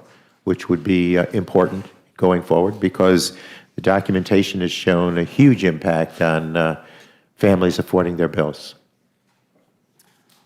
Well, I think it's interesting to note that the water utilities themselves are actually opposed when you look at this, and because it's coming with additional requirements and cost. And on the smaller utilities in particular, I don't know exactly why the bill was written this way, but they have to go through the states versus the others that would be going directly to EPA. It's going to be additional cost on some of the most difficult, the smallest, lowest income, probably the rural water systems in this country. Mr. Burgess, I will point out, too, that this is a voluntary program. So the choice will be with their utility, with the individual utilities to partake. Mr. Burgess? Yes. Can I make a comment on the rural issue? Sure. When you look at this transportation bill, with all of the different programs that are put in, new grant programs that, communities are going to have to figure out how to maneuver and apply for those funds. But the majority of the spending in this bill goes to the accounts that will overwhelmingly benefit urban areas. Now, the majority has a rebuild rural program, but it's like putting lipstick on a pig. It's another new, unfamiliar grant program that our rural communities are going to have to try and apply and compete against each other for when they really want just consistent, reliable funding coming so that they can make their infrastructure investments that they see fit. And the bill's prohibition on building new roads and its push for more public transportation is a direct attack on rural America, where we need many new roads. Yeah, that is, If I might. that's an actual fact. I mean, I drove on some of those roads at 3 o'clock this morning to get to the airport, to get up here. Yeah, it is, there's a pressing need for that. I'm sorry, Mr. DeFazio, I didn't mean to interrupt you. Thank you, Doctor. I represent the 38th largest district in land area in the United States. So I have a very, very large, substantial rural area, and this bill is much more generous than any other bill that has passed the committee or into law for rural America in terms of small city and rural transit, and also in terms of set-asides for, there's $2.4 billion there for new community transportation investment funds, rebuild rural bridges program, which didn't exist before. $1 billion in annual investment for off-system bridges means not national highway system, generally in rural areas, and also the surface transportation program is going to have reforms that will see that smaller cities and rural areas get a more fair share, because a lot of the state DOTs tend to favor their large urban areas.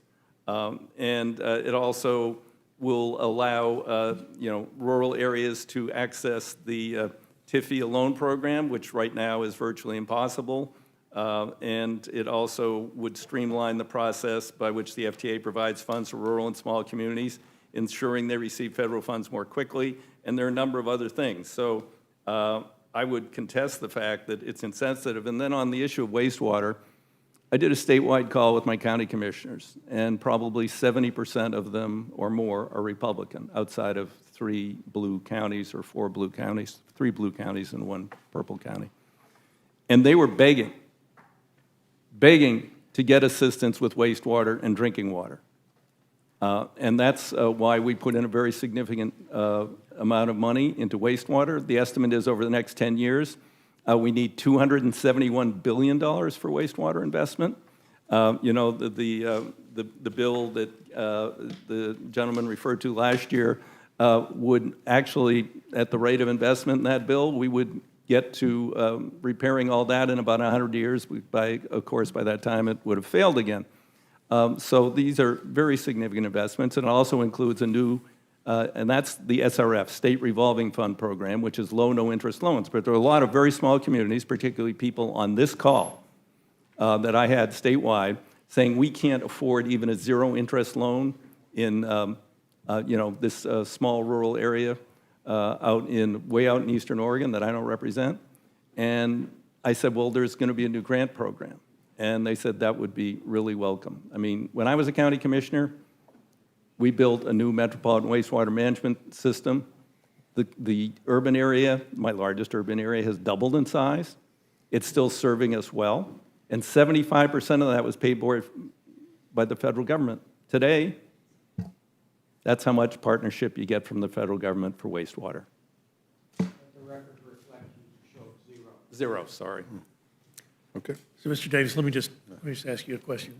Like you, I was on the Transportation Committee, but it's many years ago, and it seemed like the reauthorization bills, when they came through, were generally bipartisan. You had an alternative to this bill called the Starter Act, and the Starter Act was going to reauthorize some of the things in the FAST Act that you thought had worked well and perhaps needed to be continued. And one of the areas that really interested me was increasing the cap on the private activity bonds. Was that considered at all as part of your markup on the Invest in America Act? I don't believe so. And when you look at the lack of bipartisanship, this is, again, 2 Congresses in a row. I, like you, I've only been through as a member of Congress 1 transportation reauthorization, and it was very bipartisan. So much so that I used to give former Chairman Schuster some flack about it because some of our Republican amendments that they didn't get accepted because they had 4 corners agreements. They made sure that the process was an agreed to process before the bill even came to us for a markup. And that's the process I would have liked to have seen. It's a process that I think works well. I certainly would like to see Chairman DeFazio be the first Democrat chairman of T&I to pass a surface reauthorization since Norm Mineta, but this just isn't the process that's going to do that. Well, I will be offering an amendment on increasing the cap on private activity bonds when we do amendments tomorrow. But I thank all of you for your participation today, and I'll yield back. Thank you. And let me just remind everybody in the committee and the panelists that votes are beginning at 6:30. We have to get through all these these questions. Then we have to do another bill. And so I would urge people to try to keep that time in mind unless you want to come back. So Mr. Raskin left, okay. Ms. Scanlon. Mr. Reschenthaler. Thank you, Chairman. Ranking Member McMorris-Rogers, we were talking about a little bit about automated vehicles. And frankly, I think a lot of what Chairman DeFazio was talking about in terms of transportation, a lot of the problems could be solved actually by alternative vehicles. Would you like to elaborate on that at all and what we were discussing outside before the hearing? Yes, well, thank you for the question. I really think one of the missed opportunities in this bill is that national standard, that framework for moving forward on autonomous vehicles. In order for America to lead, we need that standard. And this is our future. I was thinking the same thing as I was listening to transit in rural areas. I think about my district in Eastern Washington. Our future, the future of automobiles is going to be driverless. And it just makes sense that America would be leading in this. It would be, it's important to mobility. You think about some of the hardest, whether it's seniors or those with disabilities, it would increase mobility. And it also would really help with reducing carbon emissions also. You think about more efficient movement of people and goods. So it's an area where I think we need to lead, and it's the missed opportunity in this bill.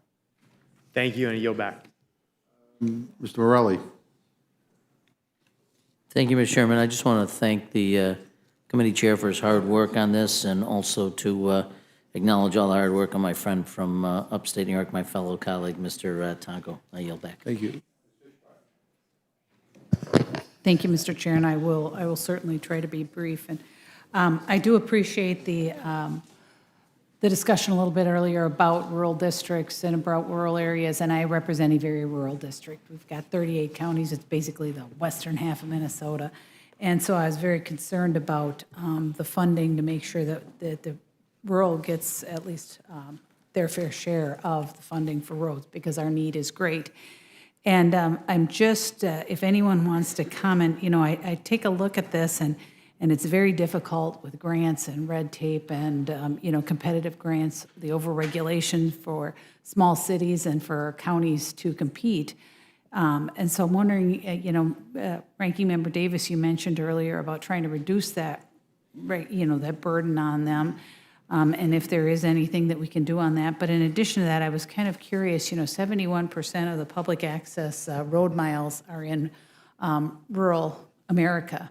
And I'm wondering what percentage of this funding actually goes to rural America, because my understanding in 2009 to 2015, only 37% of the funding went to those 71% of the roads. And so I'm wondering if we have brought that up and become more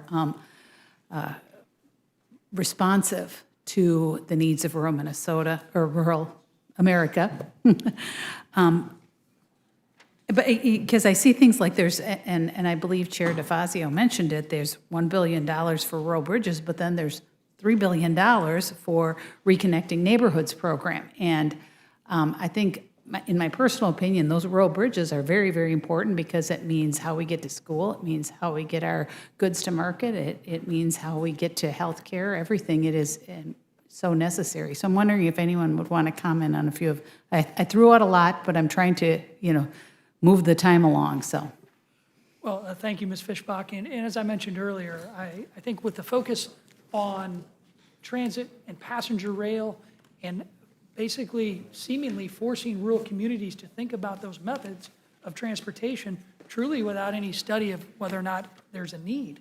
But at the same time, overloading those pots of money for modes of transportation like that are predominantly in urban areas will then take away the opportunities for rural America to be able to invest. And at the same time, you mentioned regulatory reform. We did not have a debate, and we should have a debate on taxpayer dollar efficiency.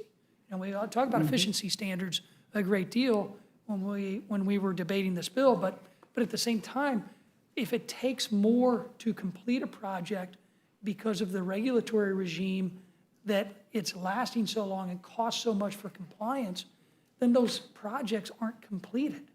And the tax dollars that are used to invest in true infrastructure don't go as far. I had an amendment that was defeated in the markup. It was called the One Federal Decision Act. Again, something that Secretary Buttigieg, as mayor, supported back in 2017. It would make sure that we completed the regulatory process in 2 years. I don't think that's a reach. And frankly, I don't know why my colleagues on the other side of the aisle didn't agree with us that it was a very bipartisan thing to do. It was our number one priority. When we were trying to negotiate in a bipartisan way with the majority, they wouldn't even budge on this. And frankly, I don't understand why. I appreciate that. Because that would make the dollars, the limited dollars going to rural America go further. Well, and I will add that it would make it possible for some of them to even apply because they just don't have the manpower, the staff that larger cities do to do those kinds of things. So, but I'm going to move on and I'm going to ask Ranking Member Morris Rogers, are you aware of any opposition to the water-related provisions in the bill? Yes, actually, when you talk to the water utilities themselves, they are all opposed to these provisions, and I think it is recognizing, kind of to your point on the regulations, we are giving a lot more authority for more stringent regulations, and the cost-benefit analysis is removed from this bill, and that's a pretty important provision as you think about EPA passing on more requirements, more regulations without there even being a cost-benefit analysis. I mean, let's make sure that we are getting results and that we're doing it in a way that's going to maximize the dollars that are being spent on these water systems. Thank you very much. And Mr. Chairman, I ask unanimous consent to submit for the record a letter from the CEOs of the National Association of Counties, the National League of Cities, and the U.S. Conference of Mayors expressing their concerns regarding the Assistant Quality and Affordability Act of 2021, which is included in the underlying Without objection. legislation. Thank you. Thank you. Mr. Chair, if I might, there's two driving dynamics in our approach. Safe Drinking Water Act, we want to live up to its name and its standards. We want to make certain that no one is drinking less than safe drinking water, and we commit a huge increase of an investment so that they can respond to that demand. Thank you. Mr. Chair, I yield back. Okay, thank you. Ms. Ross. Thank you, Mr. Chairman. I just applaud the good work of the committees, and I commend the bill to everybody. I yield back. I think I might have missed Mr. Desagne. I don't know if... Oh, he had no questions. All right, Mr. Neguse. Thank you, Mr. Chairman. I would just echo the comments made by my colleague from Colorado, Mr. Perlmutter. I think in particular, the infrastructure funding for local communities across the country is going to make a world of difference, and I'm so grateful to Chairman DeFazio for his leadership in that regard. There are certainly many projects in my district, in our mountain communities, rural parts of my district that will benefit greatly from the investments made in this bill. And again, just grateful to Chairman Tonko and Chairman DeFazio and the committees of jurisdiction for their work in this effort. With that, I yield back. All right, does anyone else have any questions for the witnesses? Seeing none, you're dismissed. Thank you very much. Rodney, you could stay if you want. You got comments on the next bill? Amendments you'd like to present? Any other witnesses on the on HR 3684, the Invest Act in America? And tomorrow and also tomorrow we're going to hear from any amendment witnesses on the bill. So that meeting will be at 2 p.m. So with that, that ends the hearing portion on HR 3684. And now we will consider a measure establishing a select committee to examine the insurrection on January 6th, HRES 503. If ever there was something that should pass unanimously on the floor, it should have been the bipartisan commission to investigate the attack on this complex and on our very democracy itself. But instead, we are in the Rules Committee today because the minority leader couldn't take yes for an answer on the creation of that bipartisan bicameral commission, which I will remind you included his demands. He asked for it to have equal subpoena power and equal membership. We agreed to that, and still, inexplicably, he rejected it at the very last moment. Rather than standing up to Donald Trump and making the very deal that he called for, he chose to oppose it. Again, the commission bill was written not by Democrats alone, but in a bipartisan way with the Republican ranking member of the Homeland Security Committee. It still stuns me that any member of this body would oppose that, but they did. So here we are. We will not be intimidated by the former occupant of the White House and his temper tantrums, and I applaud the Republicans who have stood up to him despite all of the political risk. But make no mistake, we will get to the bottom of what happened. That is what we owe to the staff here, to the police that risked their lives defending all of us, especially those who lost their lives, and to those who were injured, like Officer Michael Fanone. And we owe it to the American people. Our system of government isn't a given. It's a choice. Democracy is not guaranteed. We have to work to keep it. Are there any questions or comments? Hearing none, seeing none, that closes the hearing on HRES 503. The chair will now entertain a motion from the distinguished gentlewoman from Pennsylvania, Ms. Scanlon. Mr. Chairman, I move the committee grant H.R. 2662, the IG Independence and Empowerment Act, a structured rule. The rule provides 1 hour of general debate, equally divided and controlled by the chair and ranking minority member of the Committee on Oversight and Reform or their designees. The rule waives all points of order against consideration of the bill. The rule provides that the amendment in the nature of a substitute recommended by the Committee on Oversight and Reform, now printed in the bill, shall be considered as adopted, and the bill as amended shall be considered as read. The rule waives all points of order against provisions in the bill as amended. The rule provides that following debate, each further amendment printed in Part A of the Rules Committee report, not earlier considered as part of the amendments en bloc pursuant to Section 3, shall be considered only in the order printed in the report, may be offered only by a member designated in the report, shall be considered as read, shall be debatable for the time specified in the report, equally divided and controlled by the proponent and opponent, may be withdrawn by the proponent at any time before the question is put thereon, shall not be subject to amendment, and shall not be subject to a demand for division of the question.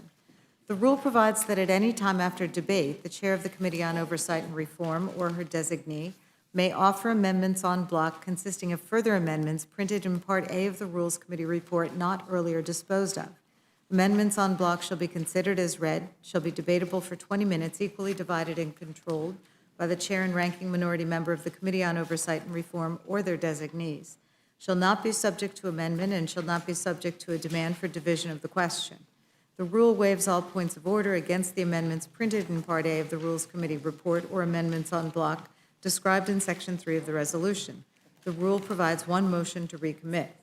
The rule provides for consideration of H.R. 3005 under a closed rule. The rule provides 1 hour of general debate equally divided and controlled by the chair and ranking minority member of the Committee on House Administration or their designees. The rule waives all points of order against consideration of the bill. The rule provides that the bill should be considered as read. The rule waives all points of order against provisions in the bill. The rule provides one motion to recommit. The rule further provides for consideration of H.R. 3684, the Invest in America Act. The rule provides 90 minutes of general debate with 60 minutes equally divided and controlled by the chair and ranking minority member of the Committee on Transportation and Infrastructure or their designees, and 30 minutes equally divided and controlled by the chair and ranking minority member of the Committee on Energy and Commerce or their designees. The rule waives all points of order against consideration of the bill. The rule provides that in lieu of the amendment in the nature of a substitute recommended by the Committee on Transportation and Infrastructure, now printed in the bill, an amendment in the nature of a substitute consisting of the text of Rules Committee Print 117-8, modified by Rules Committee Print 117-9, and the amendment printed in Part B of the report of the Committee on Rules accompanying this resolution shall be considered as adopted, and the bill as amended shall be considered as read. The rule waives all points of order against provisions in the bill as amended. The rule provides one motion to recommit. The rule provides for consideration of H.Res. 503, establishing the Select Committee to investigate the January 6th attack on the United States Capitol under a closed rule. The rule provides 1 hour of general debate equally divided and controlled by the chair and ranking minority member of the Committee on Rules or their designees. The rule waives all points of order against consideration of the resolution. The rule provides that the resolution shall be considered as read. Finally, the rule provides that at any time through the legislative day of Thursday, July 1, 2021, the Speaker may entertain motions offered by the Majority Leader or a designee that the House suspend the rules with respect to multiple measures that were the object of motions to suspend the rules on the legislative days of June 28 or 29, 2021, and on which the yeas and nays were ordered, and further proceedings postponed. The chair shall put the question on any such motion without debate or intervening motion, and the ordering of the yeas and nays on postponed motions to suspend the rules with respect to such measures is vacated. You heard the motion from the gentlewoman from Pennsylvania. Any discussion or amendments? Mr. Cole. Thank you very much, Mr. Chairman. Mr. Chairman, I'd propose an open rule for H.R. 3684. Rather than following the precedent of coming together, Mr. Chairman, to create sound bipartisan infrastructure legislation, the majorities decided to move forward alone without any Republican input. If we were able to make an open rule, we would not even need to meet tomorrow for additional amendment consideration. Could instead allow members to express their ideas on the House floor. Likewise, there's undoubtedly bipartisan support for several IG legislative reforms contained within the package. However, in its current form, Republicans are unable to support, or most Republicans are unable to support the legislation. Democratic leadership would be willing to consider an alternative language in a few key areas under an open rule. I actually believe we could pass that legislation with very broad support. So, Mr. Chairman, I think we should open up these pieces of legislation so that every member, and I propose a rule for H.R. 2662 as well. I'm sorry. I wasn't clear. So that every member could share their ideas, and hopefully we can approve the legislation, arrive at a bipartisan agreement. You heard the amendment from the gentleman from Oklahoma. Any discussion, or if not, the vote is on the Cole amendment. All those in favor say aye. Aye. Aye. Opposed, say no. No. And the chair, the noes have it. Would request recorded. Recorded vote has been requested. Clerk will call the roll. Mrs. Torres? No. Mrs. Torres, no. Mr. Perlmutter? No. Mr. Perlmutter, no. Mr. Raskin? No. Mr. Raskin, no. Ms. Scanlon? No. Ms. Scanlon, no. Mr. Morelli? Mr. Morelli, no. Mr. DeSaulnier? Mr. DeSagne. No. Mr. DeSagne, no. Ms. Ross. Ms. Ross, no. Mr. Neguse. No. Mr. Neguse, no. Mr. Cole. Aye. Mr. Cole, aye. Mr. Burgess. Aye. Mr. Burgess, aye. Mr. Reschenthaler. Mr. Reschenthaler, aye. Mrs. Fishbach. Mrs. Fishbach, aye. Mr. Chairman. No. Mr. Chairman, no. Clerk, report the total. 4 yeas, 9 nays. Amendment is not agreed to. Further amendments. Mr. Cole. Thank you, Mr. Chairman. I have an amendment to the rule. I move that the committee make and order amendment number 1 offered by Mr. Davis of Illinois to H.R. 3005. The amendment would force the Joint Committee on the Library of Congress to move more quickly on the statute removal and replacement process. Mr. Chairman, as we discussed today, one of the largest issues that the JCL is the JCL backlaw and the complicated, broken process through which statutes are removed. I think that's something we can all frankly agree to, try and expedite that. Many states are doing their due diligence as we speak to replace statutes they feel do not represent their values and current beliefs. However, the process is long, arduous, and not suited for rapid response when necessary. So the amendment by the ranking member would help solve this issue by working to fix the broken process in place. Certainly, we can agree that we should do something to expedite this process. Heard the amendment from the gentleman from Oklahoma. Any discussion? Hearing none, the vote is on the Cole amendment. All those in favor say aye. Aye. Opposed, no. No. You chair the noes have it. Roll call. Clerk will call the roll. Mrs. Torres. No. Mrs. Torres, no. Mr. Perlmutter. No. Mr. Perlmutter, no. Mr. Raskin. No. Mr. Raskin, no. Ms. Scanlon. Ms. Scanlon, no. Mr. Morelli. Mr. Morelli, no. Mr. DeSagne. No. Mr. DeSagne, no. Ms. Ross. No. Ms. Ross, no. Mr. Neguse. No. Mr. Neguse, no. Mr. Cole. Aye. Mr. Cole, aye. Mr. Burgess. Aye. Mr. Burgess, aye. Mr. Reschenthaler. Mr. Reschenthaler, aye. Mrs. Fishbach. Aye. Mrs. Fishbach, aye. Mr. Chairman. No. Mr. Chairman, no. Clerk, report the total. 4 yeas, 9 nays. Members not agreed to. Further amendments. Dr. Burgess?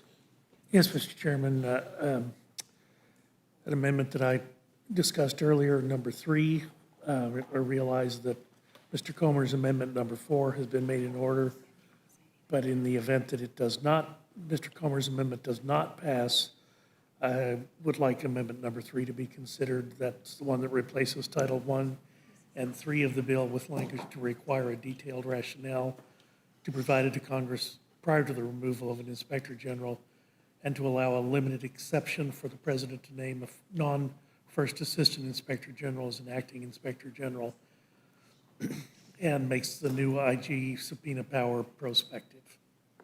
You heard the gentleman's amendment. Any discussion? Hearing none, the vote is on the Burgess amendment. All those in favor say aye. Aye. Opposed, no? No. I think the noes have it.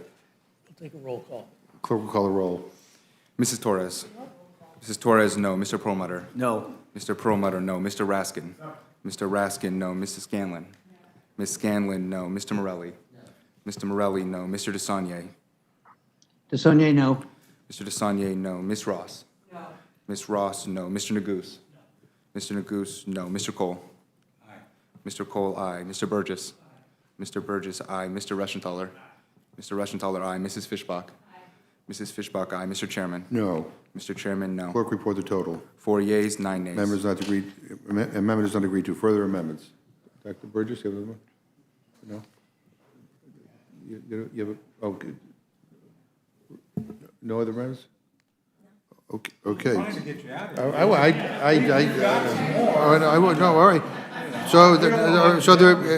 All right. So now the vote is on the motion of the gentlewoman from Pennsylvania. All those in favor say aye. Aye.